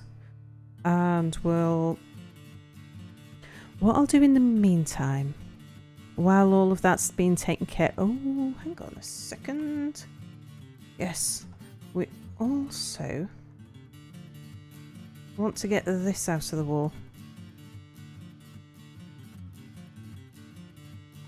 And that'll be the hematite. More hematite. What's that yellow sunflower thing there? Let's just have a look and see if that's something that's worth picking up. Tiger eye. Sure. We'll have that.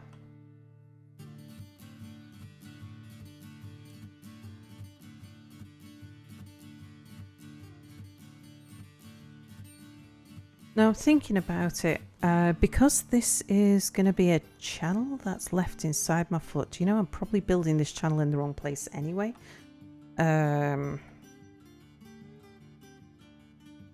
What I should do is take it across so that it takes up as little room as possible while it's still inside the fortress.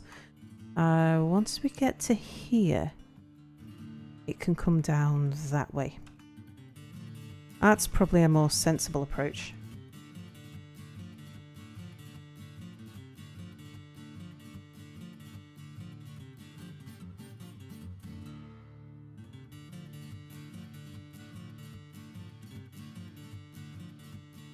Okay, miners, you can be digging more of the general fortress stuff.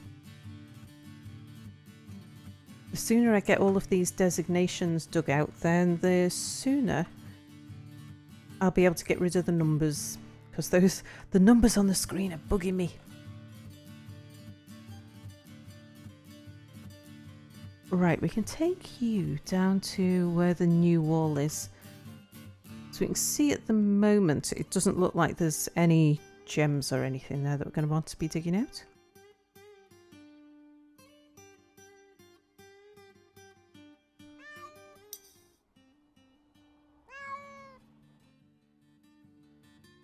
Okay, so we'll get those gems and hematite and things out of the wall here and here.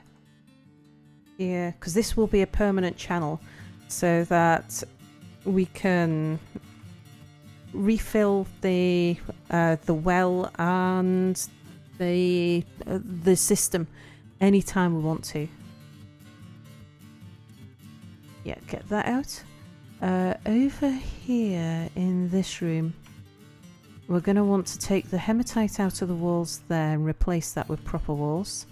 And from there to there, we're going to want this lignite. And that bit of lignite there.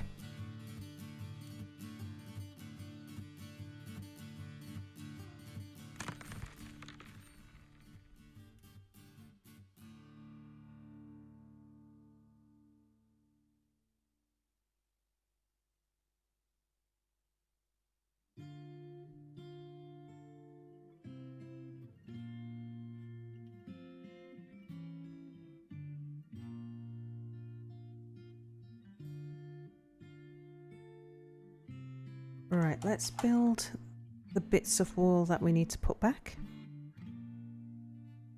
So here, just thinking the well will be above.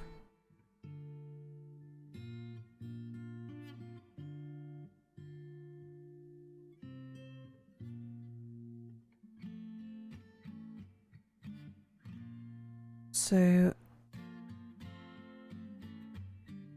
I might actually... Oh, and we've left a hole there that we need to fill. Oops, I'm glad I spotted that before it became too late. Let's just go and deconstruct that wall, build the wall behind it.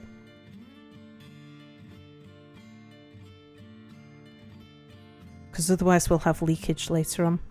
So yes, you there. Remove you.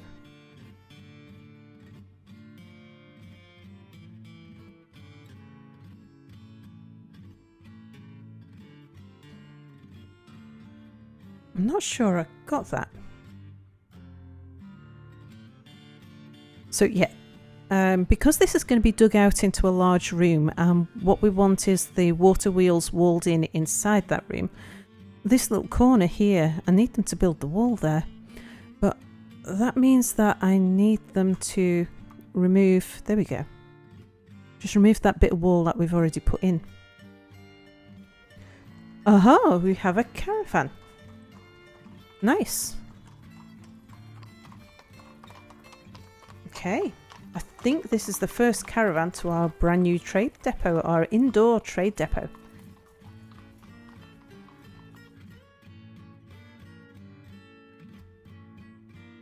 So, cute goods. I'm not sure what we've got to sell. Maybe they'd like some blue peahen eggs. Plants we want to keep. Good. We've been brewing pickleberry and purple amaranth beer and such. The dwarves do like to have a nice variety. I don't think I want to sell that. I'm going to sell the crossbow. Because we can make steel crossbows. I'll keep the bolts though.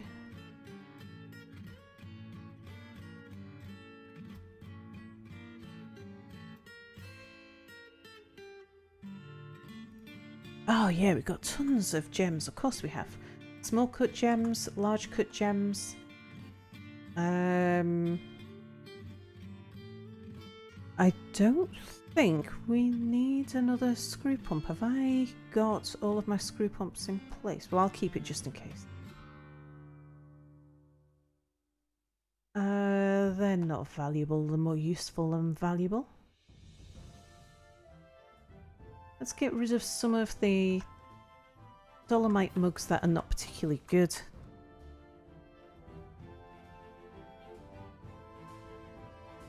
And then we can make some more, and that will help to improve the crafting skill of the dwarfs. Brimstone mugs. Adds a bit of spice to your beer.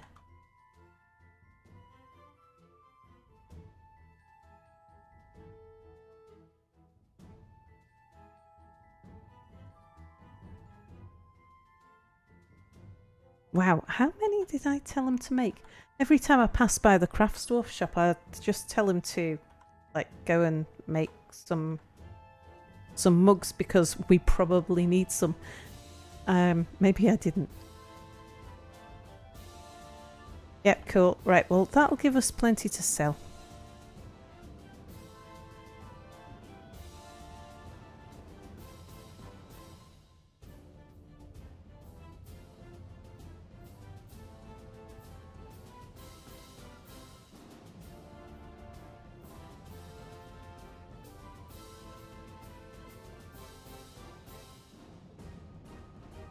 Alright, let's just check this out. So, that floor I am definitely happy with.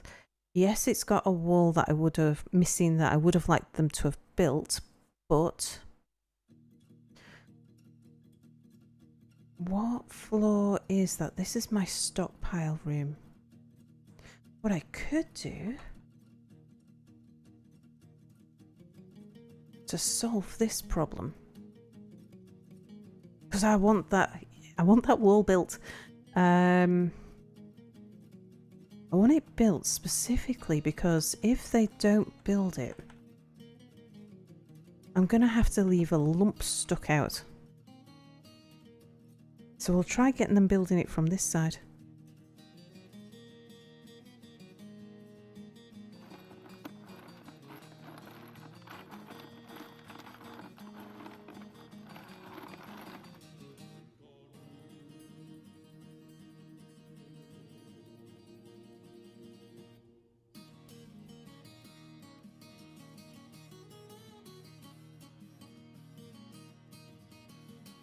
Because where I'm digging at the moment, there was going to be a hole there anyway.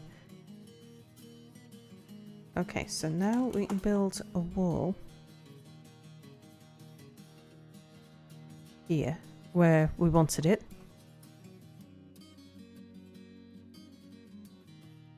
And then that way I won't need to leave a lump sticking out. Oh, stray kittens befriended a child.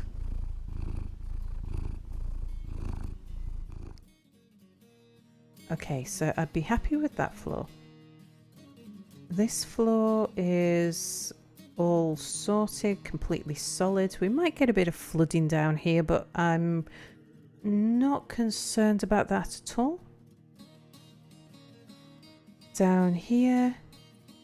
Yeah, still need them to deconstruct that wall, but they're busy moving trade goods at the moment.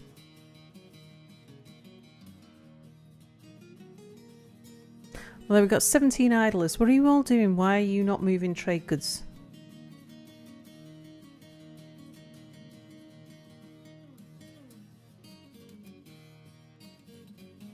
Maybe all of the trade goods have been moved. Ah, well, let's just build that wall there. Yeah, so we need that corner in there. And that's got to go in first.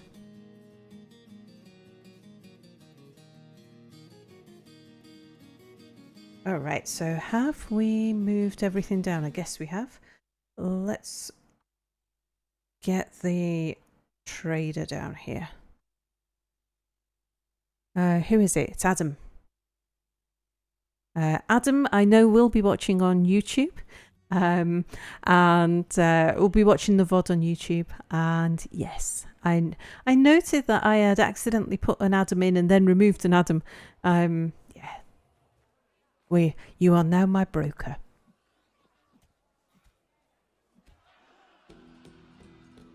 Right, it's Adam down here.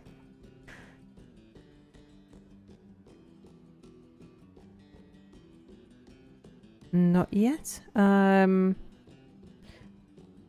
Oh, he's eating at the moment.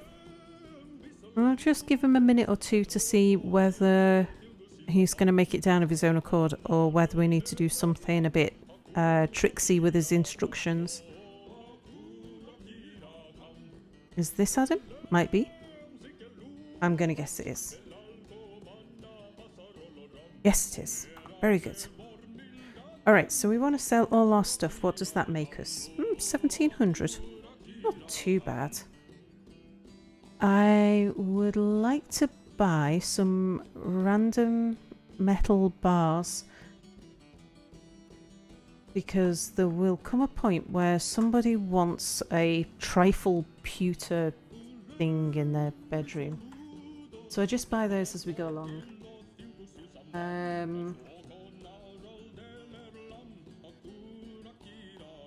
I don't want any... I wouldn't mind some cheap ropes. It mean I wouldn't have to make them myself. What's your cheapest ropes? 50? I suppose we could. Let's just get a couple of cheap ropes and we can use those for traction benches. I suppose I should get 3 if I'm going to do that because I like to have 3 traction benches. I have no idea why. There's no specific reason, rhyme or reason behind it. We don't want any of your weird human instruments. We can't play them. Although visitors might be able to in the future when we get them. We don't want a rooster. We don't want a cockatiel. We've got our own llamas. We could get a ram. I think I saw that we had a ewe. And it's someone's pet, so we can't get rid of it. It might be sensible to get a ram. Let's put it on the list. I mean, always slaughter it if we don't want it.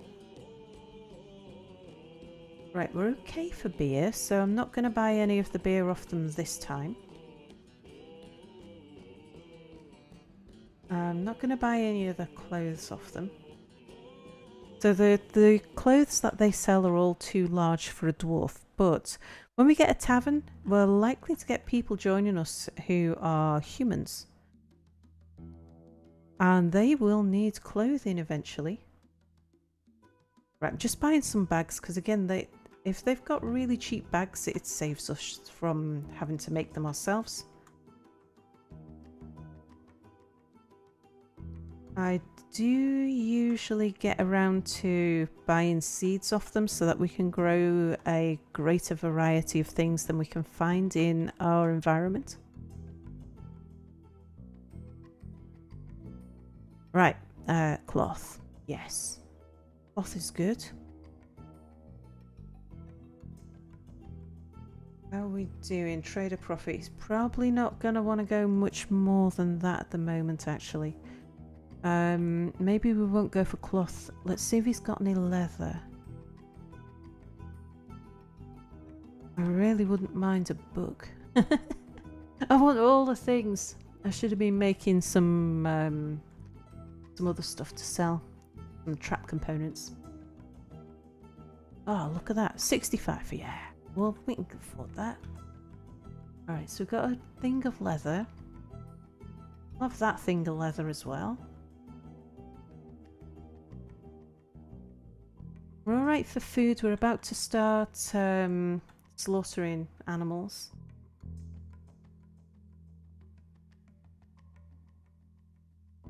If he had mussels, I would buy some mussels.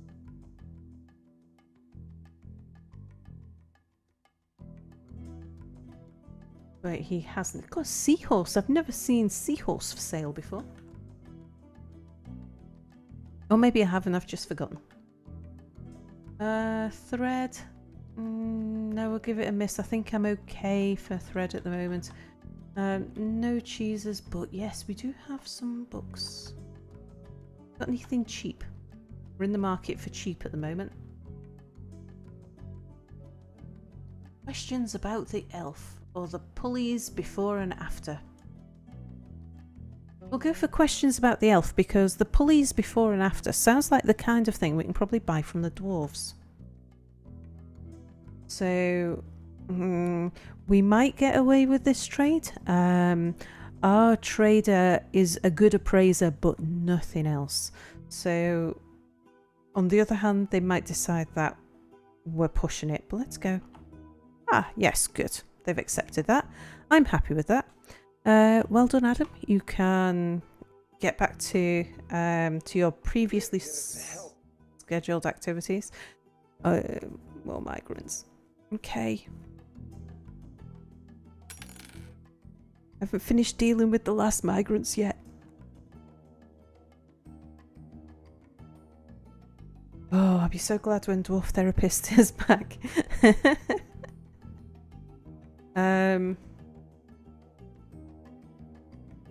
Right, I will do the proper job allocations off screen. But first of all, I just want to make sure that we don't have anybody fishing. Like you might be. Hang on. No, you're one of the people who arrived before. Fishing or hunting? I want to make sure we don't have anyone fishing or hunting. Dacost, you're a new arrival. I suspect that you're going to go out fishing. So, yeah, just don't.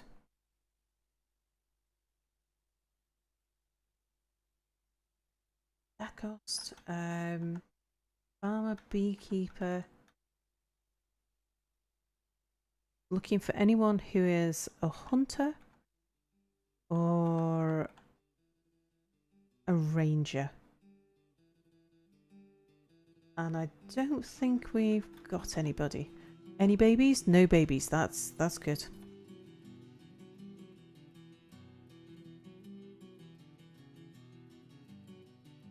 Yep, that'll do. We'll give them all proper jobs eventually. Fishing is bad. Cannot tuna fish. I agree. The reason I don't like fishing, there's two aspects to it. One is that you are outside in the wilderness, potentially walking halfway across the map, and the other thing is you're out in the rain. And as we know, dwarves don't like the rain. And it started raining again. So yes, I prefer it if they don't go fishing. It doesn't seem like a good use of their time. Hello, Bernie. Sal, go to bed. What are you doing up at this time? Is your sleeping pattern upside down again? I had a long afternoon nap this afternoon, so I don't need to go to bed. Not seen you for a couple of days. I presumed it was because you were sleeping, like your sleeping pattern was all upside down. Right, just want to check out what's going on with my work here. So this floor is done. It's now being walled off. I just want to check that because we're not far off getting water down the channels. Yes. So that is a complete wall. So even if we mine all around the outside of this, that will be a solid wall. Down here, we have a solid wall all around there where the water flows. Going down a level, they have built that wall there. Not like again. More like still. What, you don't like the rain? Are you made of cotton candy? I am made of all things sweet, like sugar.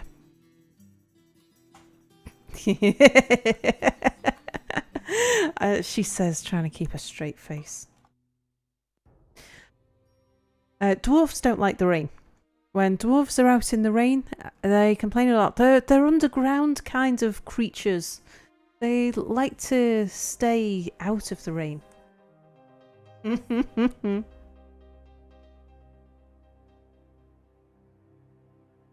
Right, just want to check out the materials that this is all made out of now. Make sure there's nothing else we want to remove before I close this in. This is the floor that I do need to give the dwarves some access to so that they can work the pump, because they will need to go and manually pump the pump until once it gets going it will be automatic. But let's see, gypsum, gypsum, gypsum. That's a wall we've built. Gypsum, wall, yep.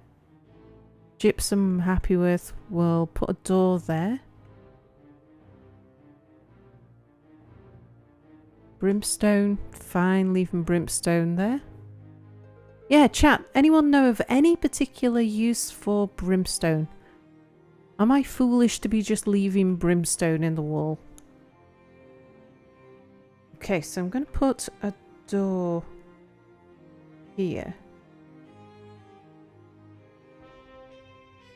And that's the last of my doors, so I need to go make one. I need to go make some, in fact. Right, down here, this oddly shaped mess of a thing.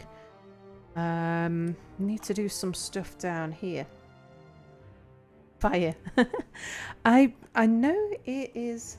nearly all stones are useless, as is brimstone. Yeah, that's... I didn't think brimstone had a particular use, but...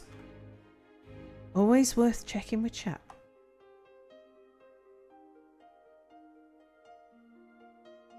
What am I doing? Oh, I'm supposed to be doing stockpiles, not walls. Okay, right. I want it to be a stone stockpile from here to here. Okay, now build me a wall.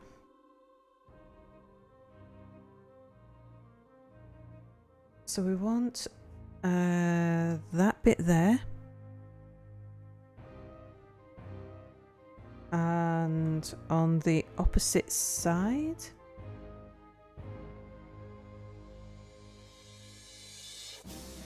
So how are you liking the ASCII, Bernie? Must be making your eyes bleed.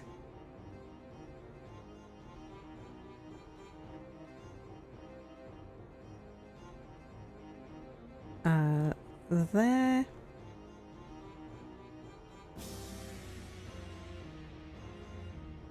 And we can block off at least part of this.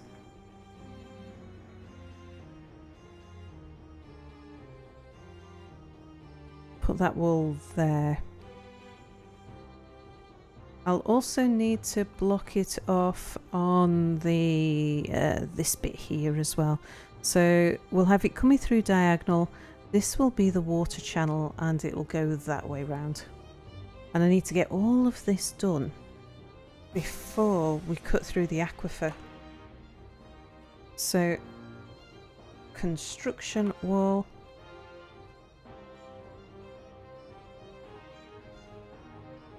We want this bit of wall here.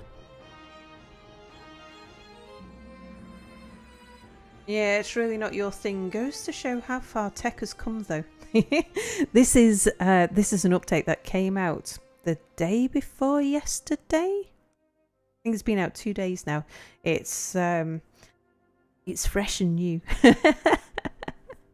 But the Steam version will have graphics. I'm quite looking forward to the Steam version, actually. I was never a purist.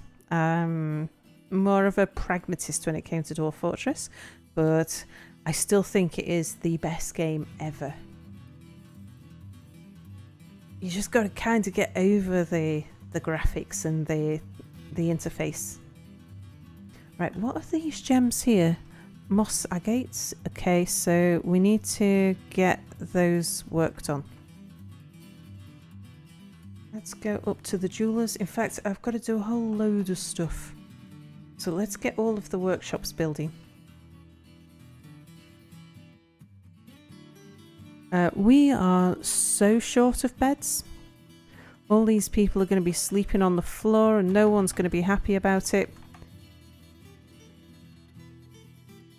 Mason? Hello, Babon. Who says, haven't been able to watch this in a while. Bernie says, I grew up with 90s sprites and things, like in Command & Conquer, Red Alert 2, which is the actual best game ever, I'll have you know. Findle says, I have always used a tile set, so I can mostly tell what's going on, but it's not quite as intuitive. And oh, hello, Shrimp Sama.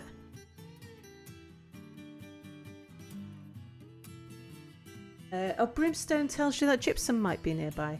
Ah, I didn't realise that those two came together. My fortress is made of dolomite and gypsum. They're the only two rocks I've come across, and I've got apart from hematite and lignite, I've got so much gypsum and so much dolomite that I'm just letting them make stuff out of it. So, for example, we need more doors.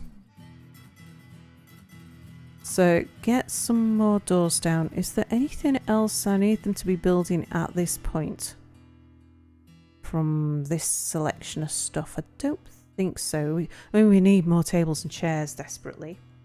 So the update hit. You say, how are you getting on with it? Oh, it's really good. Oh, did I just see... I did.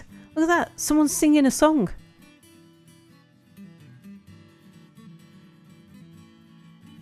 What's going on there? We'll have a look at that in just a moment. Hello, Bone and Blatt. How are you enjoying the new update? I know you're another Dwarf Fortress player. Rock.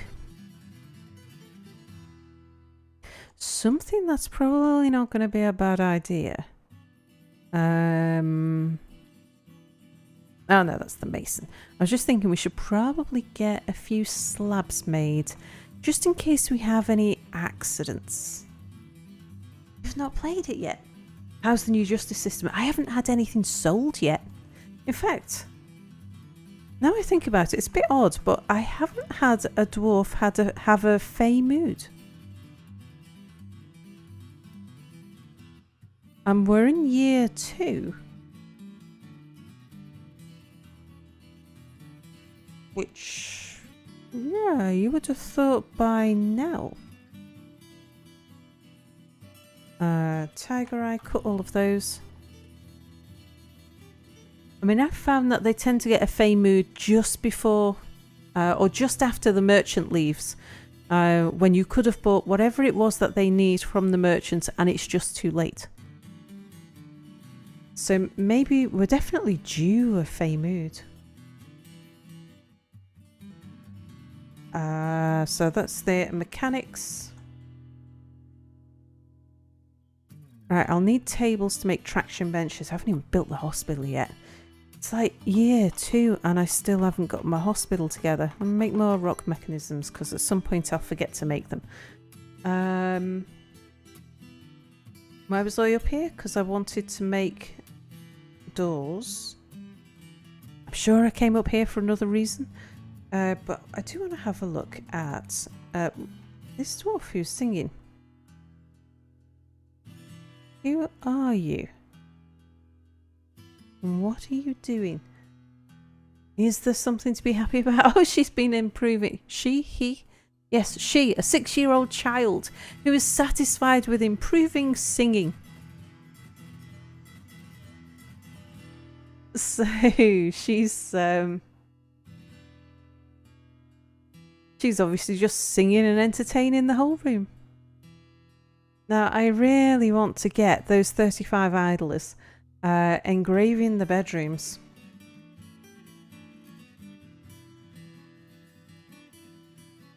Who's that with the flashing exclamation marks?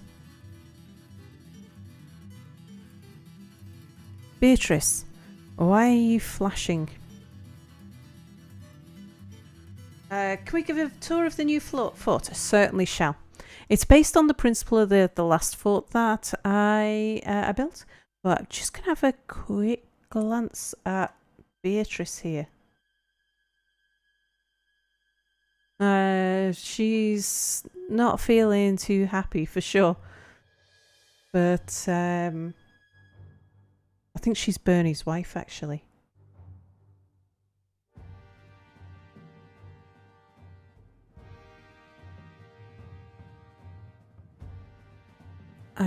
I would rather like to know what is in your inventory that's causing that the flashing exclamation marks, but it's fine. Right. I'll let her run around with stuff. Okay, so top of the fortress. So it's the rectangular island fortress.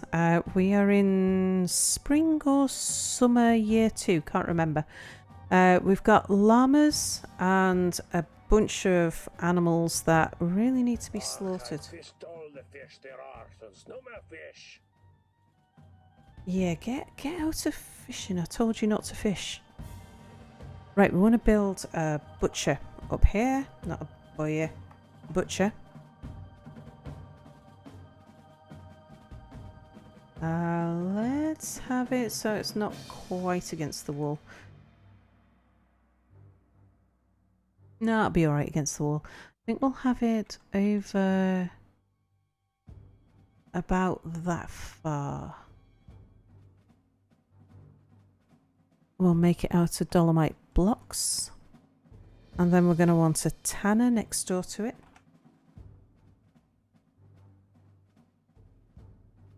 And we'll have that out of dolomite blocks as well.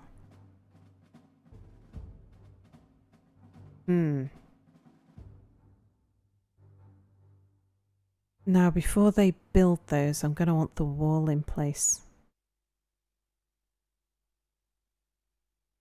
So we're going to want a wall. And the idea of the wall is just to keep the... Well, at this point, is to prevent the animals from being shot at. If we get dwarves or elves or goblins or something come and attack us.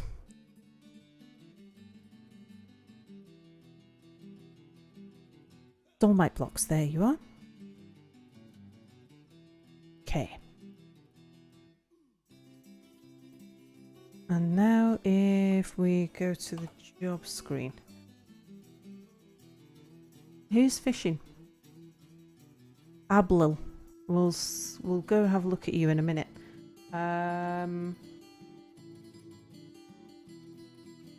Instruct building. Wall. That one. Suspend that.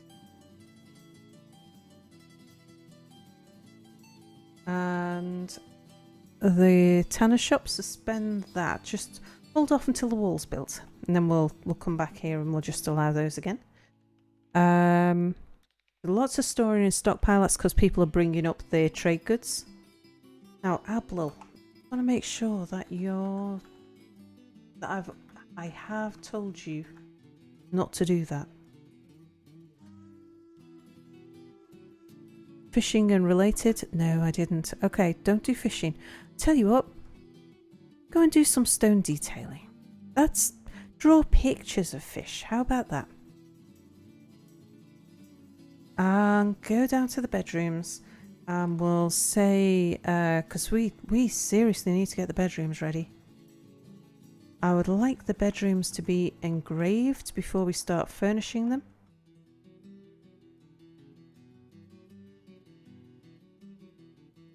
So those ones, please.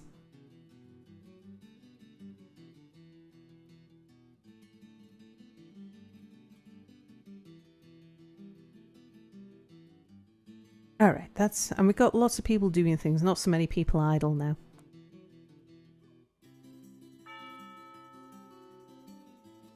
Merchants leaving soon is fine.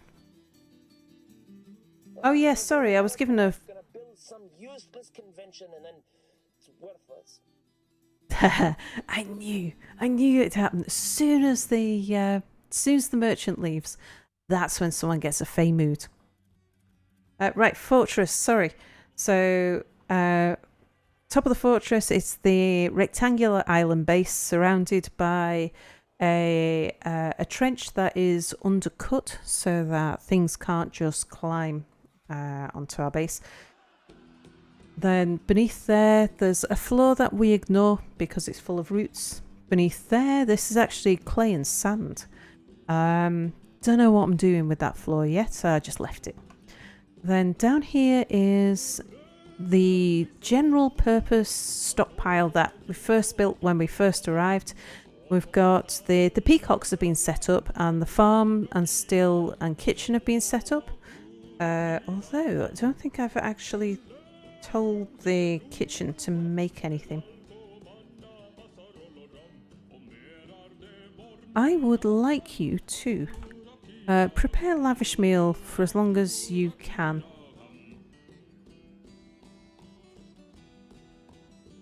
Then going down a floor, this is the general purpose room that we built when we first arrived. We've got beds in the top right, tables and chairs in the bottom right, and workshops in the top left. This will be the trade goods stockpile room. It's where we'll keep all of the old clothes and things. So I need to. That will get expanded out in due course. Down here is the room where all of my workshops will be. And what you're looking at is the access tunnels at the moment, which just lead to the very top layer of my mechanical mist generating machine. So we have a small pump stack that is driven by water wheels that's going to bring water up above the main entrance of the fort and drop water down. So this is the very top of that. But yes, this will be where all of the workshops are. If we go down a level, so this is the trade depot. The trade depot is connected to the outside world by a sizable tunnel which has dogs at the entrance to warn us if anything's trying to creep in. We've got one gate at the end so that we can close off the tunnel if we need to. Got one gate in the middle there, but I haven't actually built a lever for that yet, so I should probably do that. Just while I'm thinking. Haven't really got a convenient place to put that lever though.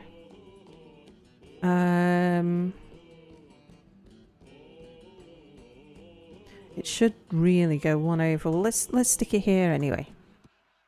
Okay, I've got 22 mechanisms, so I don't need to make any more just for the moment.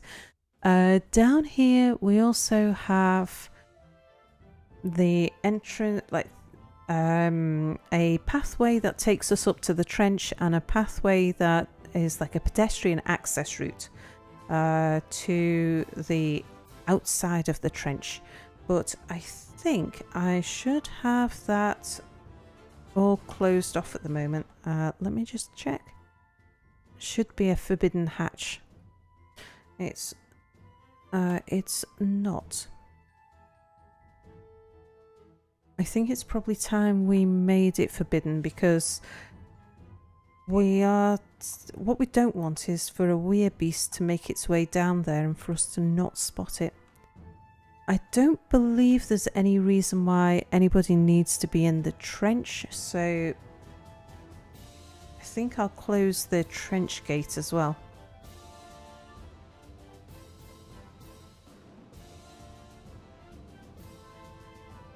There we go, make that forbidden. Yes, so heading further down.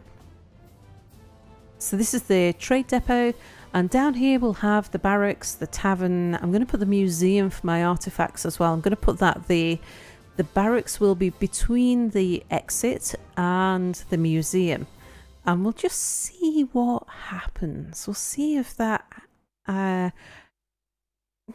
encourages. Yeah, I want to see what happens. I actually want someone to try and flip my dwarves, and I want someone to come and cause trouble, because I want to see what the trouble looks like.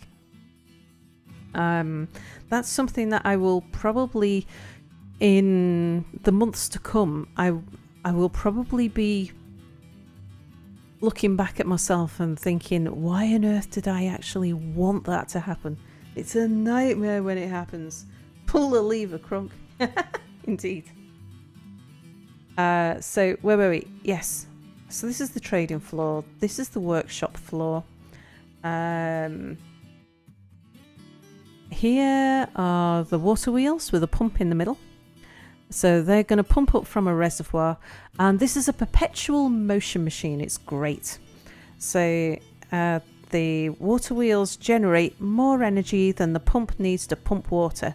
So the pump is going to be pumping water onto the water wheels, and the water wheels will generate more energy than the pump needs to pump more water, which is marvellous. Down here, this is where all of my communal rooms will be. They are waiting on a guild hall.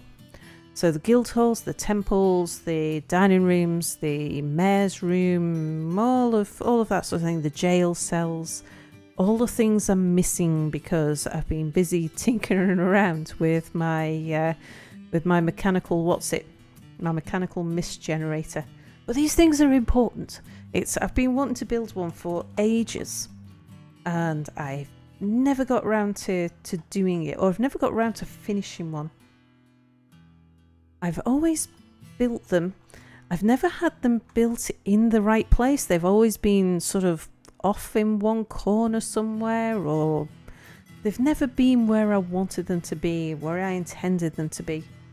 I never sort of designed them into the start of the fort. And this time I'm doing it. I am making the first priority of the fort a mist generating machine. We'll see whether or not I end up regretting that in a bad way. More wall up here. So because I'm going to have a lot of water floating around the place, I've got to make sure that these things are properly walled in, because I want to use the space on the other side of the wall. So before we go filling anything up with water, I want to make sure that this is all securely walled off.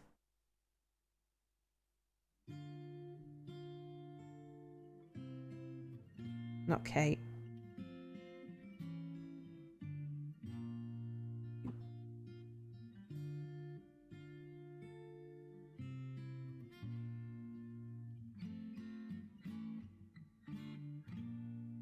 All right.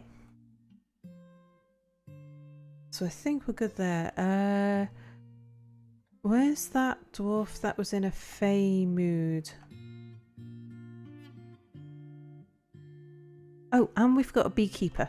And we've got the wall built, so now I can unsuspend the butcher shop and tanner shop. So they can get on with that. And I would like to build... Is it Alt H? Yes, it is. I'd like to build that hive. I'm gonna want it indoors.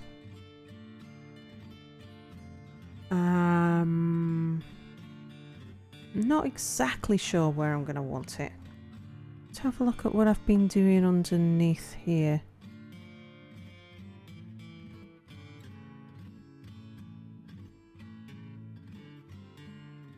Yeah, I'm probably going to put my corpse pit somewhere in this corner. And the corpse pit is going to be walled in. And I'm going to want the hive somewhere near it because we'll want that to be fortified. And that way we can be sure that the bees will have access to the outside world. So let's put the bee hive there. Hello, Dwarf Comic. Do you know Shift Arrow goes 10 tiles, so you move a little faster when placing levers or checking hatches? Yeah. Since now that I don't have any mouse control, I've had to use that an awful lot actually. But, oh, what's a fey mood exactly? Is that someone hankering for some tiny winged but otherwise human-looking creature? And fey mood is where they've been taken over by some mysterious inspiration, and they have in mind a thing that they want to build, and they are so inspired to make this thing that if we can't give them the stuff that they need to make this thing, they will go either insane or berserk or melancholic. Basically, they succeed or they die. And if they die, they may also take some other people with them. Fey mood. Who's in the fey mood? Hello, Was. I know about the game, but why do people play it? Why is it fun? That is a difficult thing to answer without waxing lyrical. Yeah, rather drastic. It's to do with, if you like RimWorld, then there are certain things about RimWorld that is similar to this. But hello, Kvatch. So it's if you like colony management, base building type games, then it appeals to that same sort of thing, or maybe tower defense or something like that. Let's just zoom to him, and I want to follow him just to make sure that he can. All right, he's sat there. That's a bad thing. We'll deal with that in a second. But the reason why this is so much, I mean, I like RimWorld. I don't want to take anything away from RimWorld. But what is different about this is that it's not centered around you. Yeah, losing is fun. That is the basic principle of the game. But it's you are in a cruel, cruel world, and you're trying to make your way in this cruel, cruel world. The game doesn't care much about you. It's a world simulation engine, and the world has got so many stories and histories, and there is I've started it with 150 odd years of history that was all calculated and simulated and played out before I even started my fortress, and it's still going on out there. There are civilizations rising and falling while we're trying to build a little waterfall generator in our fortress. And at some point, somebody's going to notice we're here and want to come and have words with us. So it could be that all of the other dwarves in the world are wiped out and we are the only ones left, and we're responsible for repopulating civilization. But we will lose eventually, and the hope is that we lose in the most fun way possible. Right, the blacksmith is in a strange mood and he hasn't gone and claimed a workshop. So that means that he hasn't got the workshop he needs. So I'm going to assume that the workshop he needs is actually a forge. So let's build a forge. Hello, bag of holding. Storytelling. Yeah, absolutely. So it's, I don't know, it's sort of the way that the world doesn't care about you. It's almost like it's a, I know this sounds weird, but a single player MMO. The world is carrying on and doing its thing, whether you're paying attention to it or not.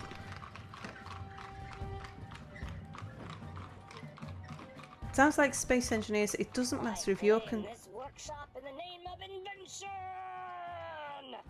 Fabulous. So that was what you wanted. Go to sleep now. It's already past 2 for you. Oh, night, Bernenblatt. Good to see you again. Sounds like Space Engineers. It doesn't matter if your construction fails, so long as it fails spectacularly. Yeah, absolutely. Guten Nacht. Indeed.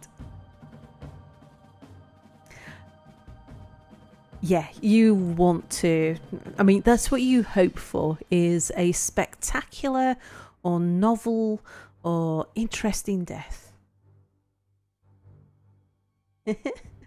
Schlaf gut.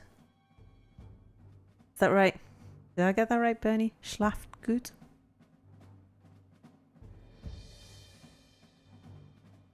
Right, let's see what he wants. Oh, thank you. Speaking German, and I don't even have Mia near me. I was reading a book called, it's like a kid's book in German, a sort of a kid's first storybook type thing, and it was about a little kid who's lost his wolf teddy bear, and he goes outside at night to try and find it, and his parents get upset because they don't know where he's gone. And then they find him, and he's found his wolf, and he goes back to bed, and he sleeps very well because he's got his wolf. Have I got any new babies? No, not yet. Not yet. But yes, we think I was watching Cupo's stream before, and the rumor goes that you can deal with the babies by putting and someone in stream actually confirmed earlier, someone in chat, that if you use a burrow to, if you burrow the new mother in a burrow that contains food and drink, she'll be fine. So for those who don't know, the game, like this version is 2 days old. We're turning up the odd bug, and the most hilarious one that's been turned up, that's been discovered, is that new babies ride instead of being carried by their mothers like they used to be, they ride their mothers as though they were horses, and they ride their mothers to exhaustion and don't allow them to drink. I must have metal bars. I must have yarn cloth. Yarn is animal cloth, isn't it? I think that is the only type of cloth I don't have. Damn it. Well, we can get it, but I'll have to be quick about it because I'll need to go shear some llamas, get the wool, turn the wool into yarn, like on the loom. No, spin the thread, then turn that into cloth. Oh my, I mentioned Space Engineers less than 5 minutes ago, and now Kay announced a new Space Engineers event on the NID Discord. Oh, what kind?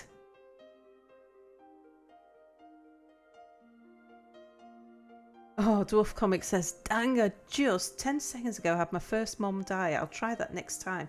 So it's just Dwarf and maternity leave. Yeah, exactly. Yeah. You just need to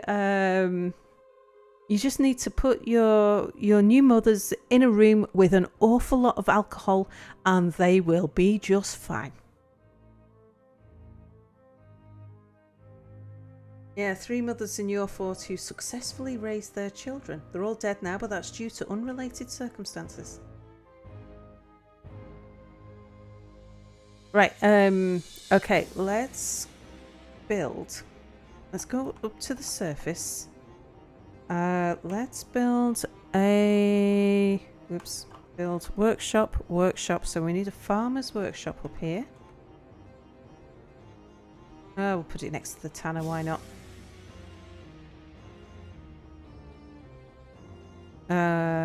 It's a temporary building. It will move indoors when the animals move indoors. Build it out of an elder log. That's close. Right, we can get him. That person shearing. Then we'll build a loom. That's a still. Loom down here. And they can make cloth out of the thread. Dolomite blocks is closest. How to cope with motherhood booze. Sounds like my mum. She's awfully proud of her collection. Well, sounds like a species I had in the species game. The babies would ride the mama and dad till they died. Then the kids would eat them. I haven't seen any eating going on in this one. I think it's an unintentional feature of the game. Right, now the tedious bit is I'm not sure that we've got anyone set up for shearing or any of that kind of shenanigans. So I'll need to pick some people. Right, Asmel, a Gelder. No. We can find you more things to do than gelding. So let's get you... We might have people who shear, but yeah, you can shear and spin. We have that. Oh, and for anyone who's not used to it, this is because it's such a new update, this is the most basic version of the game possible. It's an absolute purist vanilla version. The programmers, the 2 guys who have developed this game, they focus very much on the programming aspect. Hang on, let's make sure that this guy isn't fishing. They don't focus on the UI or the graphics. But they do integrate the game very easily with third-party developers, third-party mods and such. And when it comes out on Steam, it will have graphics and it will have an improved GUI, but also it'll have workshop integration. But yeah, at the moment we can't use any of the usual third-party tools, so there's no tile sets. Well, apparently there is a tile set. GUI. Yeah, GUI. The GUI. So there's it does look, certainly for a viewer, I think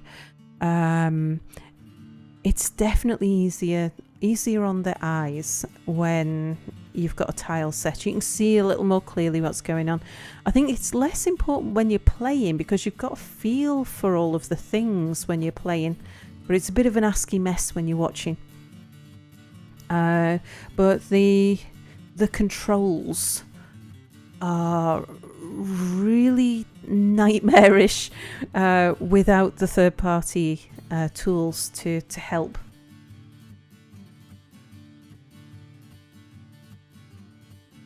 what's that? Mechanics are greater than visuals. Yeah, and greater than the interface as well. Yeah, graphical user interface. Yeah, GUI.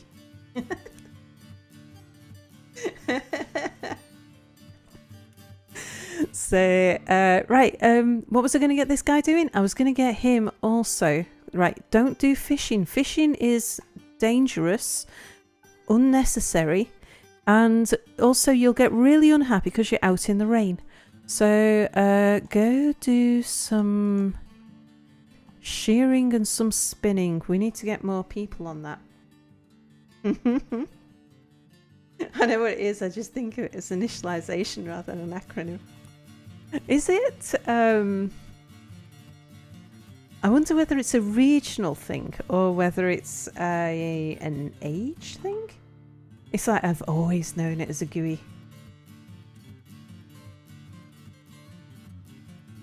This is what we used to use in games. A TUI.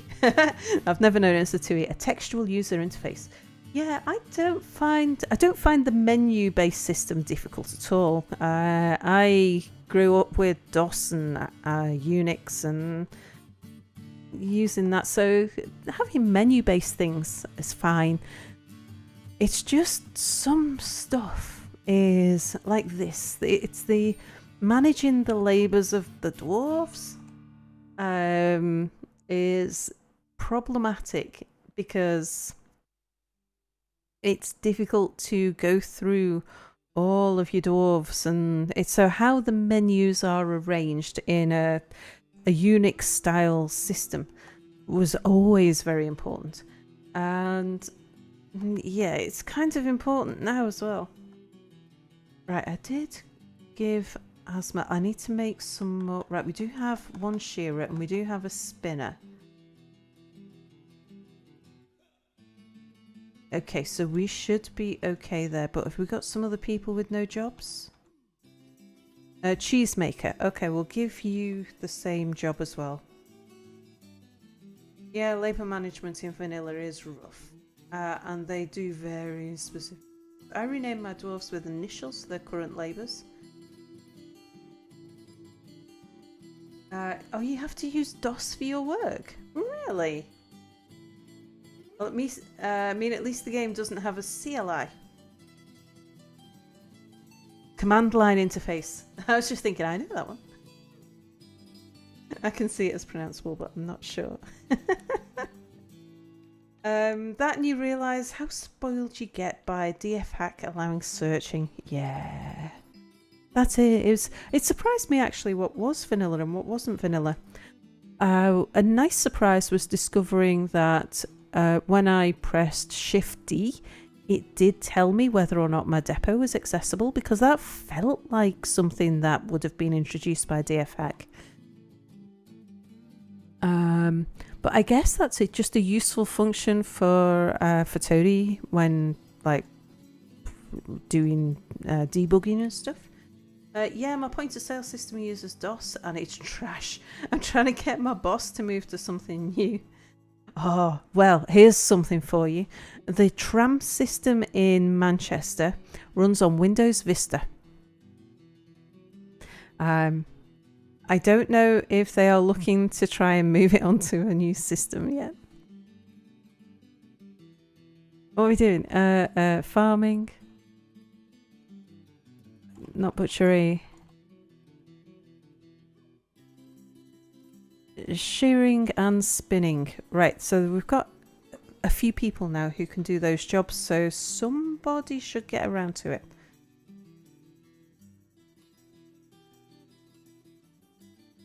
So we had people who didn't have jobs have now... Who's that? Hang on a second. I saw... There they are. Who's that and what are you doing? You're a thresher. Why are you outside? What are you up to? Now from this screen I can't actually select him. So now I've got to go here to find out what he's doing. We must have another soul on.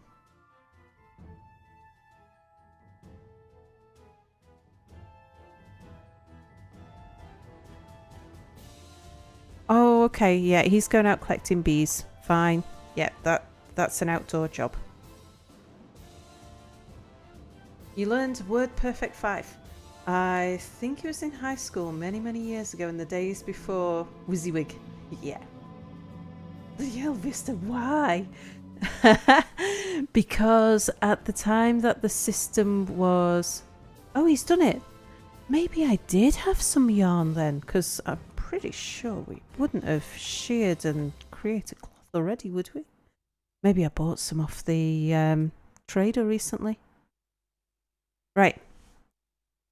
Well, that's that little panic out the way. Meanwhile, how are the bedrooms getting on?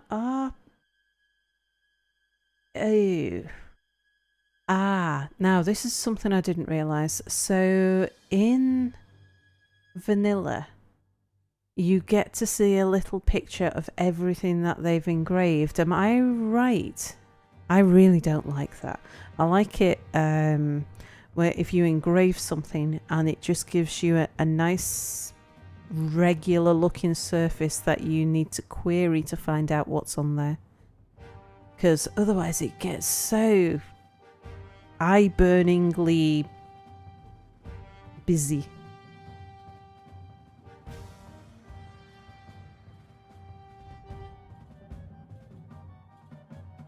Right, but let's... All the fish are gone. Well, stop fishing! I told you not to fish.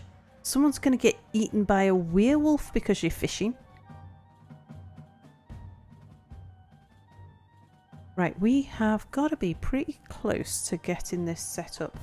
Is there anything else I need to move? Yeah, there's a gem down there, so I want them to get that gem out of the tunnel before we start flooding it. Here, I'm going to need to block that off, but that will be the last thing that we do. I'm going to want to build a gate so that we can cut the water off from going in. Can fuzz or hide engravings?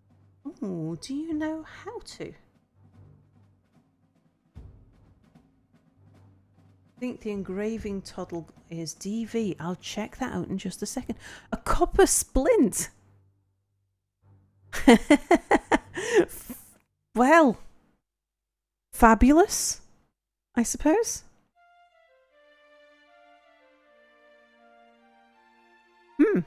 Okay, so that will become a target of thieves, of course. And we're way behind with like building temples and libraries and all of those kinds of things to actually bring visitors here. We will get on with that as soon as I've got my water feature going. My water feature is like my primary objective. I want the water feature. That looks like moss agate. Let's just make sure that the jeweler is cutting moss agate. Okay. Right, yeah, I need two bridges, one down this end and one down the river end, so that we can cut off the water flow when we need to or when we want to. So let's build the bridge. I suppose the most sensible place to build it would be here. Like that. And we'll have it retract that way.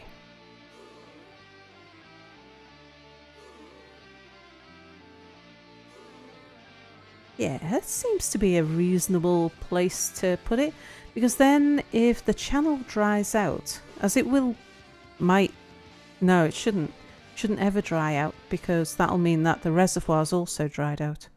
No, it's a good place to put it. Good a place as anywhere else. And we'll also need some levers. So we need to build traps levers.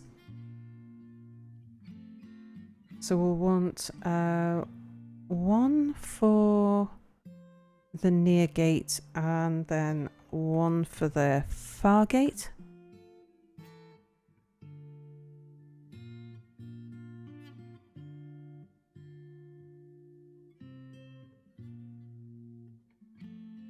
All right, but yes, I think we are nearly ready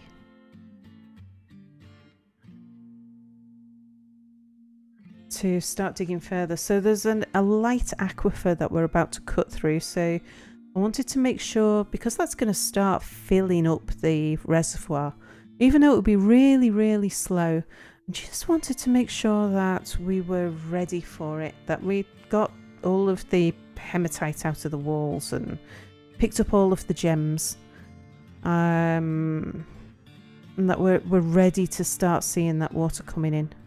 And I think we are now, so let's say time to dig the wall.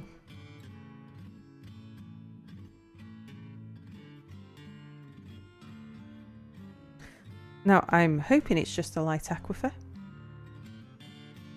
Well, I suppose actually, yeah, don't dig it until we've built the bridge. Just in case it's not a light aquifer. So if we can pull the bridge, then whatever kind of water source it is, yeah, okay, that's built. Whatever kind of water source it is, we will be able to use it in exactly the way that we want. So just need to connect that one there. Link it to the most recent bridge, which is that one there. And this is the near water duct. Okay, so we just need them to do that, and then we start filling the thing with water. You can also build this wall here because we don't need that one filling up with water.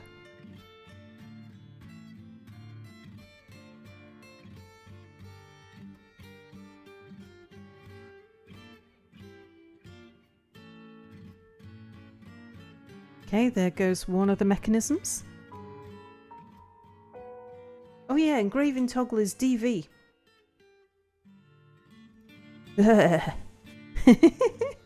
DV.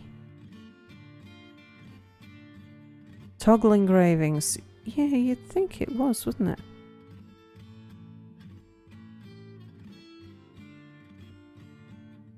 Or do I need to define the area?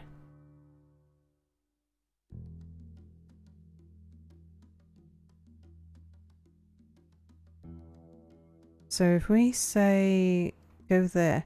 Ah, that's better. Now I'm quite happy with that. Because we can see where it has been engraved and where it hasn't. It's a nice smooth... Yeah, that's good. Right, we can now start putting some doors and beds and things in and start giving these poor dwarves actual proper bedrooms.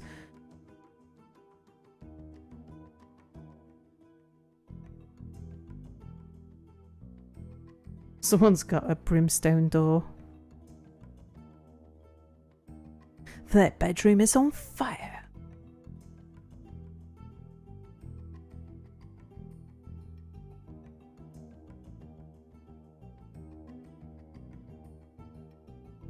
Gotta be better than the brimstone toilet seat though. Imagine brimstone toilet seats. Yoo-hoo. Beds. Okay, I like to put the beds opposite the doors for no good reason at all. Hello, Spotty Cow. My gosh, we're all up late tonight. We got Bernie and Babom and Spotty Cow. It's what you all doing up at this time of night? There's an option where they start hidden in one of the init files. Well, I shall be switching over to a tile set as soon as I've finished this stream.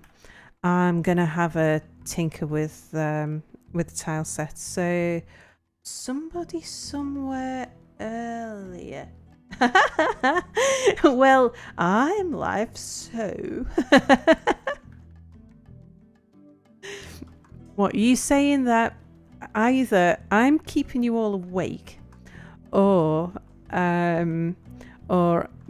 well, if I'm up this late, I've got no place to talk.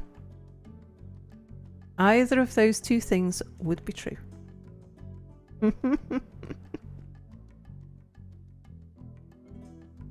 All right, so we've got a bunch of beds set up there. Right, while I am kind of a bit of both. Bomb's basically a zombie at this point. Yeah. Say, I had an afternoon nap, so I am absolutely full of beans. Spotted Cow can't sleep due to a cold, so somebody please kill me so I can get some rest. Oh dear. That's is it one of those colds that, like those colds that stop you from sleeping are just the worst? Is it because you're all stuffed up?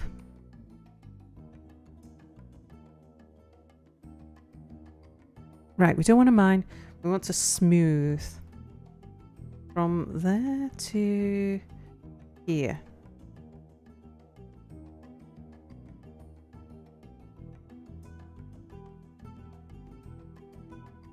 It's all you need. A NyQuil, it's all you need. I got up 9 PM your time, slept most of the day. What's going on, Bernie? How come you've gone nocturnal? Or is it just that bears are like that this time of year? Right, I need to be making more bedrooms. Definitely need to be making more bedrooms.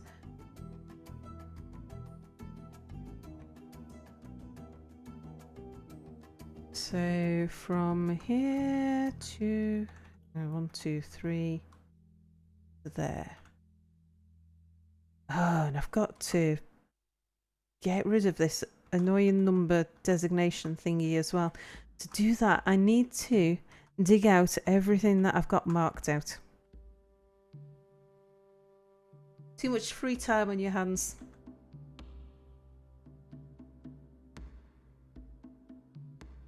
Yeah, I've me being on holiday from work, I have had an awful lot of free time on my hands, and it's been great.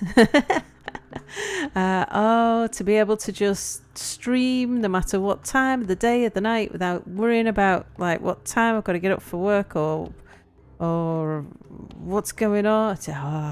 Love it. For people who know about Soup Lady, she's going to be coming back to work soon. She's almost made a complete recovery. So yeah, that sore throat, plugged nose, and just blare. I know it's not the coronavirus. I don't drink beer and my voice is gone. Bye-bye. I don't think the coronavirus, I like it. Right, so the miners have got some more stuff to build. Yeah, if I can just dig out all of the things that I've got marked out, then I stop the blue number business going on. Yeah, good on her. Nice. Yeah, indeed. Yeah, she's going to be coming back to work. It's she's full of nerves about it, and she's because she doesn't know. The thing that worries her at the moment is that she doesn't know how good her brain is. She doesn't know whether she's still going to be able to do the job that she used to do, and she's worried about that. We've been trying to reassure her that it doesn't matter. She will be a productive member of staff even if she couldn't do what she used to do. But that it's, it's to be patient on herself and to just try it and see, and we'll see how it goes. And yeah, so all of those kinds of things are going on at the moment. But yeah, absolutely delighted with her progress. It was like to think that it's almost a year ago now that I went to the hospital because she doesn't have family, so I think I was the second person to get to the hospital, and the nurse told us that she was probably never going to regain consciousness, and if she did, she would be seriously brain damaged. And she regained consciousness, and even if she does have some brain damage, it's not serious. So it's just amazing. It's amazing how well she's done, how much she's recovered, and I'm just so pleased for her. Right, get that up downstairs going there. Dig out all of these blue bits. So I was getting, I don't know, I just don't like being able to see all of these numbers is just blur. Don't like it. And so I was having a look at the wiki to see how do I stop it from showing the numbers. And I think, according to the wiki, if you get all of your designations that are all level 4, it'll stop showing them if you save and quit. But I did that. I didn't actually find anything that wasn't level 4, but yeah, maybe something wasn't at some point. But apparently now what I have to do, seems as that didn't work, the other way to get it to work is to remove all of your designations. And because I kind of need these designations to tell me what I was planning on doing and where, that means that I've got to get all of the stuff that I've got marked out. I need to get dug, because it's mainly digging. A good thing Mia's no longer working there. Yeah, I agree. It was just too much for him, what with university as well. And the problems with so many people being off sick. Just everything was piling up. What did that not take? We want an up downstairs. I thought I'd done this one.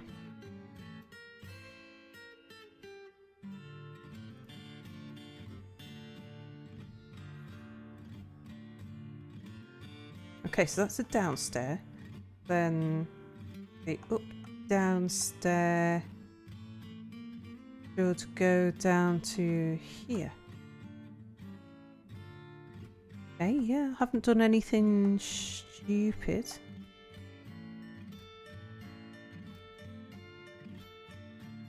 Right, don't know why I particularly marked this one out, but let's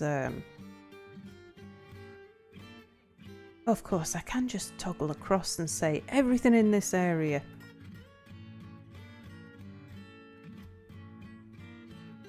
But hey, we'll get that built as well at the same time. To there. And then from there, we'll go to there. I was thinking more along the lines of, if he was still working there, the shock of seeing him again might send Soup Lady straight back to the hospital. Bernie, that's mean. But yeah, I think if you ask Soup Lady, she probably thinks she has a perfectly fine relationship with me. Just like she thinks that she has a perfectly fine relationship with everybody else. It must be the case because she thinks that that's the case, and she will not be told otherwise. And if anyone's got a problem with her, that's their fault. As long as she doesn't have a problem with them, everything is exactly how she wants it. If she's got a problem with them, then they need to change.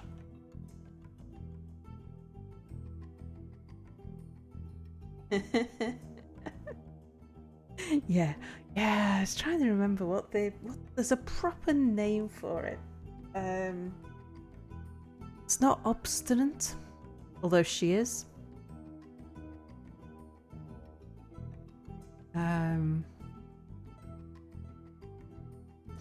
I just want to make sure that that lever has been connected.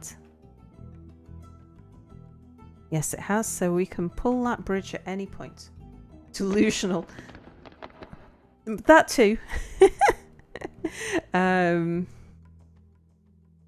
Not obtuse. It's a word that you use to describe old ladies who have got that attitude. I mean, it's nothing. She's not excessive. It's nothing more than you expect from old ladies.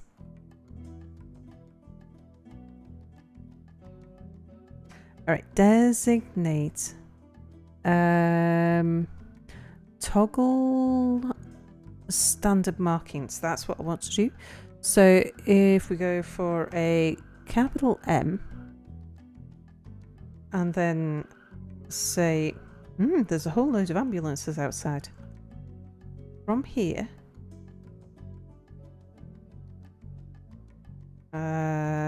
over to here. There we go. And then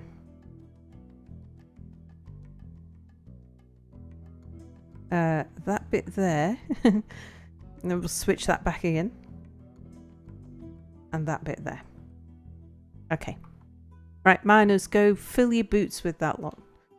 Get rid of all of those designations that are on my screen so that I can get rid of the numbers that are hanging around.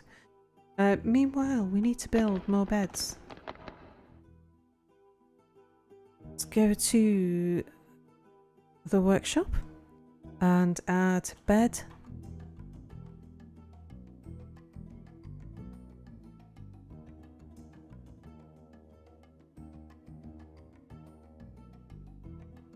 So I notice I've been streaming for about 3 hours. Has Cupo gone live yet? I probably can't tell when I'm streaming. I've probably got notifications switched off. I should check, so because I want to go watch his stream. Yeah, he's live. Why did nobody tell me? All right, everybody. Or is he live? Or is it just that my screen needs to update? Yes. So we're going to go watch Cupo. Let me...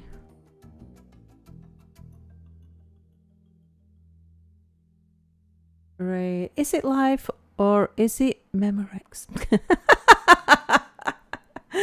Oh my. I think I remember that. Yes. Right, everybody. So I am going to call the stream to an end for a while. I'm going to go hang out in Cupo's chat and learn how to play Dwarf Fortress properly. We have a lot of fun over there, so please come join us. Oh, no, you're kidding me. Log into Twitch. I've been logged into Twitch all day. Yeah. Right, just 1 second. Username, Salford Sal. Let's see if I can guess my password.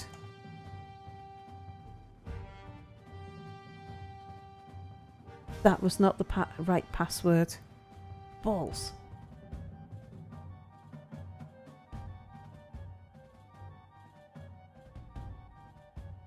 Well, we will get over to... That's not the right password. Is it that it wants my email address instead of my username? Sometimes that's the case. Hang on, let me see if I'm logged in on Mia's computer.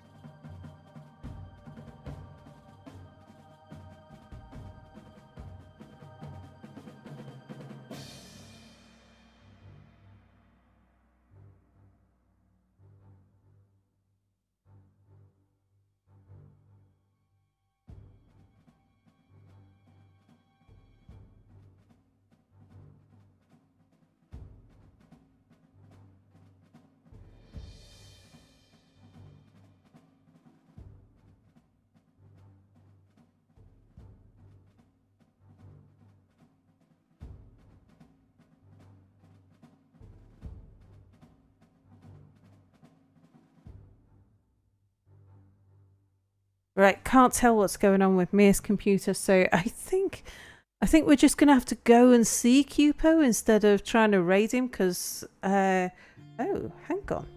Right, one last possibility. Can I do it on my iPad? Because I can see my chat there.